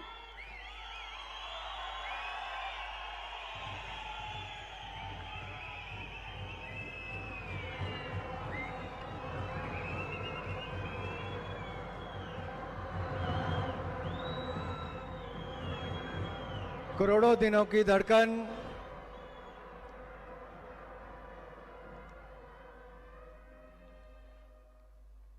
करोड़ों दिलों की धड़कन एवं देश के यशस्वी प्रधानमंत्री परम आदरणीय नरेंद्र मोदी जी, हिमाचल प्रदेश के माननीय राज्यपाल आदरणीय राजेंद्र आर्लेकर जी, हिमाचल प्रदेश के लोकप्रिय मुख्यमंत्री आदरणीय बड़े भाई जयराम ठाकुर जी, पूर्व में मुख्यमंत्री रहे आदरणीय प्रेम कुमार धूमल जी, शिमला के लोकप्रिय सांसद और भारतीय जनता पार्टी के सम्माननीय प्रदेशाध्यक्ष आदरणीय सुरेश कश्यप जी, कांगड़ा के लोकप्रिय सांसद आदरणीय किशन कपूर जी, महिला मोर्चा की राष्ट्रीय महामंत्री और राज्यसभा की माननीय सांसद आदरणीय बहन इंदु गोस्वामी जी, सभी माननीय मंत्रीगण, सभी माननीय विधायकगण, सभी चुने हुए प्रतिनिधि, आदर के योग्य मेरे सभी भाई और बहनों और मीडिया से आए हुए मेरे प्रिय मित्रों, जिसने बनाया दिव्य और भव्य काशी को, बदला परिवेश केदारनाथ का, बनाया नया अयोध्या धाम को, किया सोमनाथ में नवनिर्माण, ऐसे मेरे हिंदू गौरव और सनातनी धर्मात्मा को मेरा शत शत प्रणाम, मेरा शत शत प्रणाम। जहां छोटी काशी के 81 मंदिरों से सभी देव देवी देवता रज रज आशीष दे रहे हैं, भर भर साधुवाद दे रहे हैं, वहीं पर यहां पर उपस्थित हजारों अपने भाई और बहनों से मैं कहना चाहता हूं, बड़ी काशी से दिव्य और भव्य काशी के शिल्पकार देश के प्रधानमंत्री का आप अपने स्थान पर खड़े होकर करताल ध्वनि के साथ स्वागत कीजिए, अभिनंदन कीजिए। स्वागत है जी, स्वागत है, स्वागत है जी, स्वागत है, स्वागत है जी, स्वागत है। भाई और बहनों, जब केदारनाथ में आपदा आती है तो पुनर्निर्माण का बीड़ा मोदी जी उठाते हैं। सोमनाथ को भव्य रूप देने का काम मोदी जी करके दिखाते हैं। काशी विश्वनाथ कॉरिडोर को दिव्य और भव्य बनाकर दिखाते हैं। रामलला की जन्मभूमि पर भव्य राम मंदिर का निर्माण करने का काम भी मोदी जी करके दिखाते हैं। जिस काम को मोदी जी ने अपने हाथ में लिया हो वह नामुमकिन हो ही नहीं सकता, क्योंकि मोदी है तो, मोदी है तो। भाई और बहनों, आदरणीय मोदी जी ने विरासत भी और विकास भी, जहां विरासत को बचाने का काम किया, मंदिरों का पुनर्निर्माण किया, वहीं पर भारत को विकास की दृष्टि से नई ऊंचाइयों पर ले जाने का काम किया है। भाई और बहनों, आदरणीय मोदी जी ने आज जब हम सबके बीच में आए तो कल रात को मुझे विपक्ष के एक नेता ने पूछा कि आप मोदी जी से क्या मांगने वाले हो। मैंने कहा, मोदी जी से हमें मांगने की जरूरत नहीं पड़ती, बिन मांगे मोदी जी ने हिमाचल को इतना कुछ दिया है। आज तो हम केवल मोदी जी का आशीर्वाद चाहते हैं, उनका धन्यवाद करना चाहते हैं। और जयराम जी की सरकार ने सेवा करके आज अपने 4 साल पूरे किए हैं। आप सबकी ओर से मैं आदरणीय जयराम जी को बहुत बहुत बधाई और बहुत बहुत शुभकामनाएं देना चाहता हूं। भाई और बहनों, आप कोई क्षेत्र उठाकर देख लीजिए, स्वास्थ्य का क्षेत्र हो तो हिमाचल के लोगों को पीजीआई चंडीगढ़ या दिल्ली एम्स जाना पड़ता था। मोदी जी आए तो 1140 करोड़ का एम्स, 550 करोड़ का पीजीआई, 4 मेडिकल कॉलेज और कई यहां पर अस्पताल बनाने का काम नरेंद्र मोदी जी के कारण यहां पर शुरू हो पाया है। मेरे भाई और बहन, शिक्षा है के क्षेत्र में जहां NIFT, NIT, IIIT, IIT से लेकर सेंट्रल यूनिवर्सिटी का निर्माण हिमाचल में शुरू हुआ तो मोदी जी ने उसमें 4 चांद लगाते हुए IIM की बात हो, हाइड्रो इंजीनियरिंग कॉलेज की बात हो, कई केंद्रीय विद्यालय देने की बात हो या 4 मेडिकल कॉलेज देने की बात हो, तो ये भी किसी और ने नहीं, ये भी हमारे मोदी जी ने ही करने का काम किया है मेरे भाई और बहनों। रेलवे पहाड़ी राज्य के लिए बड़ी दूर की बात होती थी, नंगल ऊना तलवाड़ा रेलवे लाइन को भी करवाने का काम किया तो मोदी जी ने किया। तो भानुपुली से लेकर बिलासपुर लेह की रेलवे लाइन 38 किलोमीटर का निर्माण कार्य शुरू कर दिया तो यह भी मोदी जी ने ही किया है मेरे भाई और बहनों। कोई क्षेत्र उठाकर देखिए, शिक्षा की बात हो, सड़कों की बात हो, स्वास्थ्य की बात हो, और सड़कों का जाल बिछाकर अब रेलवे का निर्माण कार्य भी मोदी जी ने ही शुरू किया है। अटल सुरंग, अटल जी का सपना तो था, अटल टनल कई वर्षों तक बन नहीं पाई, आगे नहीं बढ़ पाई, मोदी सरकार आई तो अटल टनल बनाकर इतिहास बनाने का काम किया तो भी नरेंद्र मोदी जी ने किया है मेरे भाई और बहनों। भाई और बहनों, आज यहां पर मोदी जी ने जहां एक और लगभग 28,197 करोड़ रुपए की सेकंड ग्राउंड ब्रेकिंग सेरेमनी की है। ये हिमाचल में इन्वेस्टमेंट का दूसरा दौर है। पहला 13,488 करोड़ रुपए का फर्स्ट ग्राउंड ब्रेकिंग अमित भाई शाह जी ने की थी, नड्डा जी ने की थी। आज आदरणीय मोदी जी ने 28,197 करोड़ रुपए की सेकंड ग्राउंड ब्रेकिंग की है। उसके लिए मैं मोदी जी का आभार और जयराम जी को बहुत बहुत बधाई उसके लिए देना चाहता हूं। यही नहीं, पनबिजली परियोजनाओं में जहां एक और लुहरू स्टेज 1 का शिलान्यास 210 मेगावाट का आदरणीय मोदी जी ने 1811 करोड़ का करेंगे, वहीं पर धौलासिद्ध प्रोजेक्ट 66 मेगावाट का 688 करोड़ का। ये 12 नहीं 15 साल से पेंडिंग पड़ी परियोजनाएं थी, लेकिन मोदी जी आए तो ये भी हिमाचल के लिए मंजूर कर दी गई है मेरे भाई और बहनों। रेणुका बांध एक अपने आप में इतिहास होगा। 7,000 करोड़ रुपए की लागत से आज इसका शिलान्यास भी आदरणीय मोदी जी करेंगे तो सावड़ा कुड्डू परियोजना 1800 करोड़ रुपए की आपको यहां पर समर्पित करके जाएंगे। मैं ज्यादा समय नहीं लूंगा, लेकिन इतना जरूर कहूंगा, मोदी जी आपने विरासत को बचाया भी, विकास करके देश को आगे बढ़ाया भी, लेकिन आपदा के समय देश और दुनिया के सामने कोविड-19 की बहुत बड़ी आपदा थी, दुनिया के सामने एक बहुत बड़ी चुनौती थी। आपने हम सबको कहा इस चुनौती में भी अवसर को ढूंढना है। मैंने तो बहुत नजदीकी के साथ आपको देखा आपदा के समय भी, जब लोग घरों में बंद थे, आप तब भी देश को बचाने की, आगे बढ़ाने की योजना बना रहे थे। आपने उस समय लोगों से ताली भी बजाई, थाली भी बजवाई, फ्रंटलाइन वर्कर्स का मनोबल भी बढ़ाया, आपने वैक्सीन बनाई भी और 140 करोड़ भारतीयों को वैक्सीन लगवाने का काम भी किया है मोदी जी। भाई और बहनों, आप में से किसी को वैक्सीन के पैसे देने तो नहीं पड़े। 140 करोड़ लोगों को वैक्सीन बिल्कुल मुफ्त में लगवाने का काम नरेंद्र मोदी जी ने दुनिया भर में करके दिखाया है। तो वहीं जयराम जी की सरकार ने 2 डोज वैक्सीन लगाने का काम पूरे देश में पहला राज्य कोई बना तो हमारा हिमाचल प्रदेश बना है मेरे भाई और बहनों। भाई और बहनों, अन्न और धन की कोई कमी नहीं रखी गई। 80 करोड़ लोगों को 5 किलो गेहूं या चावल 20 महीने तक बिल्कुल मुफ्त में देने का काम पूरी दुनिया में किसी ने किया तो मोदी जी ने करने का काम किया है मेरे भाई और बहनों। किसी गरीब को अन्न की कमी नहीं आने दी। श्रमिक जब अपने घर की ओर जा रहे थे तो मोदी जी ने उनको भी तब अन्न देने का काम किया। आपने देखा होगा दिव्य काशी, भव्य काशी, काशी विश्वनाथ कॉरिडोर, मां गंगा का स्नान करके पानी लेकर शिवलिंग पर चढ़ाने का काम जब मोदी जी ने किया तो शिव जी से सीधा श्रमिक की ओर जाने का काम किया। जिन मजदूरों ने मंदिरों को बनाने का काम किया उनका मान सम्मान भी मोदी जी ने बनाया।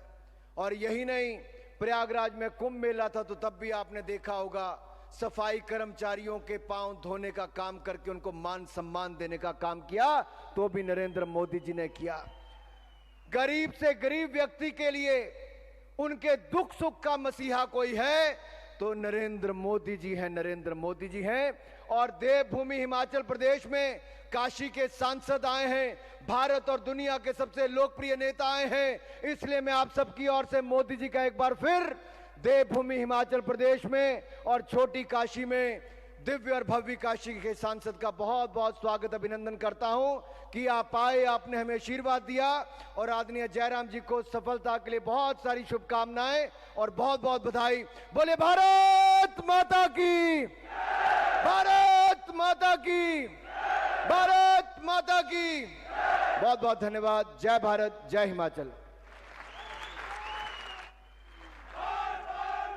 धन्यवाद माननीय अनुराग ठाकुर जी।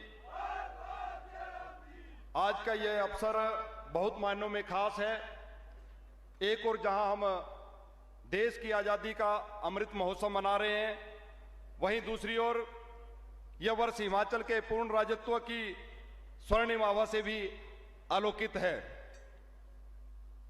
माननीय प्रधानमंत्री जी, प्रदेश सरकार की 4 वर्ष की उपलब्धियों पर आधारित एक लघु वृत्त चित्र आपके आलोकनार्थ प्रस्तुत कर रहे हैं। सेवा और सिद्धि के 4 साल समृद्धि के। जब भी हिमाचल आने का मौका मिलता है और जैसे ही आप लोगों के बीच में आता हूं तो ऐसा लगता है कि अपने घर आ गया। देश के प्रधानमंत्री का सानिध्य पाकर प्रत्येक हिमाचलवासी भीतर तक प्रफुल्लित हो जाता है। बीते 4 वर्षों में हिमाचल सरकार ने नेक नियत और ईमानदार प्रयास से कई महत्वाकांक्षी गंतव्य पार किए। शीर्ष नेतृत्व से मिली प्रेरणा से जयराम सरकार ने जन कल्याण की ऐसी रफ्तार पकड़ी कि प्रदेश का हर व्यक्ति विकास यात्रा का भागीदार बना और हिमाचल बड़े बड़े राज्यों के लिए मिसाल बना। बीते 4 वर्षों में हिमाचल प्राकृतिक खेती में अग्रणी राज्य बनकर उभरा। प्रदेश में 1,41,254 किसान प्राकृतिक खेती का लाभ उठा रहे हैं। प्राकृतिक जैव संसाधनों का अधिकतम प्रयोग कर कम पानी व कम लागत में अच्छी पैदावार कर रहे हैं। प्रधानमंत्री किसान सम्मान निधि व प्रधानमंत्री फसल बीमा योजना किसानों के लिए मजबूत सुरक्षा कवच बनकर उभरी है। स्वामित्व योजना के अंतर्गत संबंधित मालिकों को स्वामित्व प्रदान करने के लिए कार्रवाई अमल में लाई जा रही है। प्रधानमंत्री स्वनिधि योजना छोटे व्यवसायियों को जीवन यापन में मददगार साबित हो रही है। प्रधानमंत्री आवास योजना शहरी व ग्रामीण से सबका अपने घर का सपना साकार हो रहा है। अब मिलते हैं तारा देवी से, जो हिमाचल के एक गाँव में रहती हैं। वृद्धावस्था पेंशन योजना का संबल है उनके पास। जयराम सरकार के अनूठे कार्यक्रम जनमंच के माध्यम से घर द्वार के समीप और मुख्यमंत्री सेवा संकल्प हेल्पलाइन 1100 से घर बैठे ही जनता की अनेक समस्याओं का समाधान किया जा रहा है।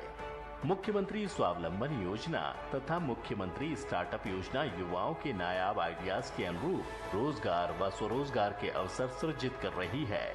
प्रदेश में 4 वर्षों में गांव-गांव सड़क सुविधा से जुड़े आधारभूत ढांचे का विकास हुआ, गुणात्मक शिक्षा सुनिश्चित हुई और युवाओं का कौशल विकास कर उन्हें रोजगार व स्वरोजगार के लिए सक्षम बनाया गया। डबल इंजन की सरकार के प्रयासों से प्रदेश का कोना कोना सुखद बदलाव का साक्षी बन रहा है। मोदी जी के मजबूत नेतृत्व में सरकार के प्रयासों तथा जनता के सहयोग से कोरोना महामारी के नियंत्रण में भी हिमाचल अग्रणी रहा। पूरे प्रदेश में चलाए गए दुनिया के सबसे बड़े मुफ्त टीकाकरण अभियान के अंतर्गत पात्र व्यक्तियों को कोरोना वैक्सीनेशन की पहली व दूसरी डोज देने में हिमाचल देश का पहला राज्य बना। 100 वर्ष की सबसे बड़ी महामारी के विरुद्ध लड़ाई में हिमाचल प्रदेश चैंपियन बनकर के सामने आया है। छेरिंग डोलमा तथा प्रदेश की अन्य महिलाएं प्रधानमंत्री उज्ज्वला योजना तथा मुख्यमंत्री गृहिणी सुविधा योजना का लाभ उठा रही हैं। लकड़ी पर इनकी निर्भरता समाप्त हुई। पर्यावरण संरक्षण में हिमाचल का योगदान बढ़ा। हिमाचल देश का पहला धुआं मुक्त राज्य बना। जो लोग धन के अभाव में अपना इलाज नहीं करवा पाते थे, वे अब आयुष्मान भारत योजना या मुख्यमंत्री हिमाचल हेल्थ केयर योजना हिम केयर का लाभ उठाकर स्वस्थ जीवन जी रहे हैं। हिमाचल में अब एम्स का सपना भी साकार हो रहा है। यहाँ ओपीडी की सुविधा का लाभ क्षेत्रवासी उठा रहे हैं। स्वच्छ जल भी अब नल से घर घर पहुँच रहा है। जल जीवन मिशन का संकल्प अब सिद्धि के करीब है। हिमाचल तय लक्ष्य से आगे चल रहा है। यशस्वी प्रधानमंत्री द्वारा देश व प्रदेश को समर्पित अटल टनल इंजीनियरिंग की नायाब मिसाल है। पहली बार वर्ष 2019 में प्रदेश में व्यापक निवेश के लिए ग्लोबल इन्वेस्टर मीट का आयोजन किया गया। मैं आपको विश्वास दिलाता हूं कि आप हिमाचल की धरती पर अपना नसीब आजमाइए। हिमाचल आपको आशीर्वाद देता रहेगा। आप फलेंगे फूलेंगे, बहुत बहुत प्रगति करेंगे। हिमाचल भी बढ़ेगा, हिंदुस्तान भी बढ़ेगा और आप भी बढ़ेंगे। पहली ग्राउंड ब्रेकिंग सेरेमनी उसी वर्ष संपन्न हुई और आज 27,000 करोड़ रुपए की दूसरी ग्राउंड ब्रेकिंग सेरेमनी प्रदेश की मजबूत आर्थिकी का सशक्त पायदान साबित होगी। देश के प्रधानमंत्री जी के मूल मंत्र सबका साथ, सबका विकास, सबका विश्वास, सबका प्रयास को अमली जामा पहनाता है राज्य हिमाचल प्रदेश। तभी तो सबसे खास है। पग पग थामे प्रगति की डोर, चला हिमाचल शिखर की ओर। सेवा। धन्यवाद। सेवा और समृद्धि के 4 साल समृद्धि के कॉफी टेबल बुक के विमोचन के लिए मैं श्रद्धेय प्रधानमंत्री जी से सादर आग्रह करना चाहूंगा कि इसके प्रकाशन के लिए इस कॉफी टेबल बुक में सरकार की जन कल्याणकारी योजनाओं और उनके लाभार्थियों की कहानी को बेहद खूबसूरती से पिरोया गया है।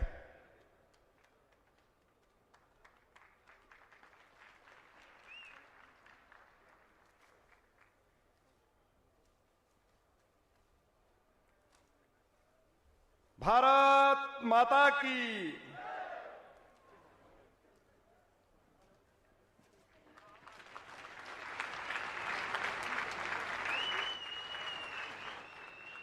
भारत माता की, माता की, माता की। धन्यवाद माननीय प्रधानमंत्री जी। माननीय प्रधानमंत्री जी, आपके आशीर्वाद से हिमाचल प्रदेश के माननीय मुख्यमंत्री श्री जयराम ठाकुर जी के पराक्रमी नेतृत्व ने हिमाचल ने जब भी जो भी ठाना है, हिमाचल ने ठाठ के साथ उसे पूरा करके माना है। अब मैं निवेदन करना चाहूंगा हिमाचल के लाखों दिलों की धड़कन लोकप्रिय मुख्यमंत्री आदरणीय जयराम ठाकुर जी से कि वे आएं और यहां पर जनता को संबोधित करें। आदर के योग्य जयराम ठाकुर जी। भारत माता की जय। को जय श्री राम। एक बार जयराम जी। आदर के योग्य जयराम ठाकुर जी।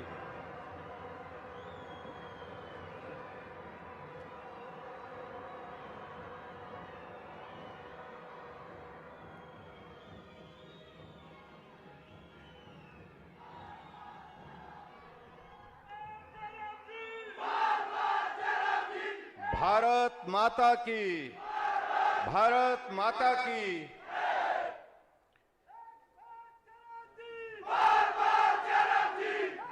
विश्व के सबसे लोकप्रिय नेता और इस महान भारत के यशस्वी प्रधानमंत्री आदरणीय श्री नरेंद्र मोदी जी, हिमाचल प्रदेश के माननीय राज्यपाल श्री राजेंद्र विश्वनाथ अर्लेकर जी, मेरे छोटे भाई केंद्रीय सूचना एवं प्रसारण मंत्री जिनके पास युवा खेल का भी महकमा है, श्री अनुराग ठाकुर जी, हम सब के वरिष्ठ नेता, पूर्व में मुख्यमंत्री रहे, हम सब का मार्गदर्शन करते हैं आदरणीय श्री प्रेम कुमार धूमल जी, भारतीय जनता पार्टी के प्रदेश के सम्मानीय अध्यक्ष और शिमला लोकसभा क्षेत्र के हमारे लोकप्रिय सांसद आदरणीय श्री सुरेश कश्यप जी, कांगड़ा लोकसभा क्षेत्र के हमारे लोकप्रिय सांसद आदरणीय श्री कृष्ण कपूर जी, राज्यसभा की सांसद और महिला मोर्चा की राष्ट्रीय महामंत्री सुश्री इंदु गोस्वामी जी, सभी मंत्रिमंडल के मेरे सहयोगी, विधायकगण, पूर्व विधायकगण, पत्रकार मित्रों और उपस्थित सभी भाई और बहनों, मैं आज इस छोटी काशी मंडी में आदरणीय प्रधानमंत्री जी का हृदय से अभिनंदन करता हूं, स्वागत करता हूं।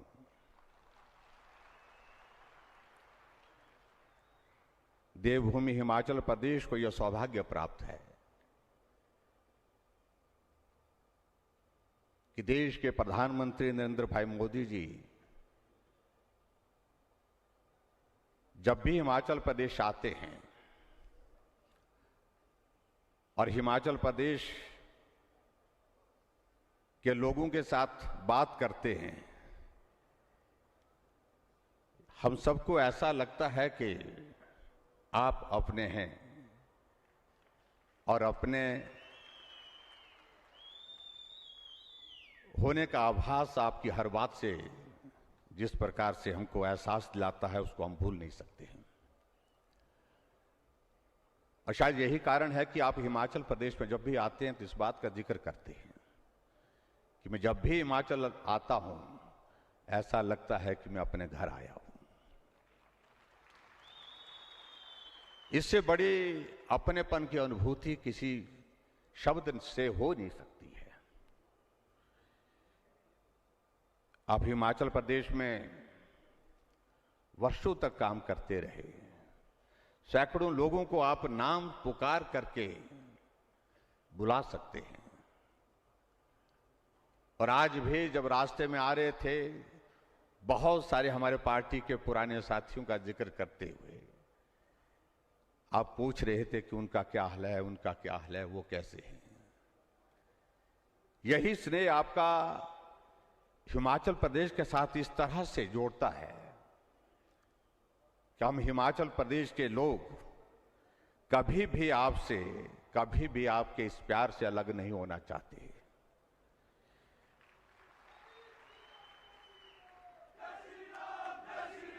ये मंडी हिमाचल प्रदेश देवभूमि का एक ऐसा स्थान है जिसको छोटी काशी कहा जाता है, और इस छोटी काशी का इतिहास यहां पर 300 से ज्यादा छोटे छोटे मंदिर, प्राचीन मंदिर जिनका बहुत बड़ा ऐतिहासिक महत्व है। और ये छोटी काशी का नाम इस प्रकार से आगे बढ़ा क्योंकि बड़ी काशी के सांसद आप हैं, और अभी कुछ दिन पहले हमको सौभाग्य प्राप्त हुआ बड़ी काशी में जाकर के वहां का दर्शन करने का, और दर्शन करने के साथ साथ हमने जिस तरह से उस काशी का रूप बदला हुआ देखा, सही मायने में पूरी दुनिया का एक बहुत बड़ा आस्था का केंद्र होने के साथ साथ पर्यटन की दृष्टि से भी वो एक बहुत बड़ा केंद्र आपके मार्गदर्शन में वो वहां बना है। इसके लिए मैं आपको बहुत बहुत बधाई देता हूं। हम भी कोशिश कर रहे हैं हिमाचल प्रदेश में कि आपकी उन यादों के साथ इस छोटी काशी को भी उस दिशा में आगे बढ़ाएं, और इसलिए हिमाचल प्रदेश में मैंने कहा कि हमने एक शुरुआत की है। ये मंडी का पड्डल का मैदान हमारी बहुत बचपन की यादों से जुड़ा है, कॉलेज के ज़माने की यादों से जुड़ा है। ये कॉलेज जहां हमने बहुत कुछ सीखा और जहां अनुभव की दृष्टि से बहुत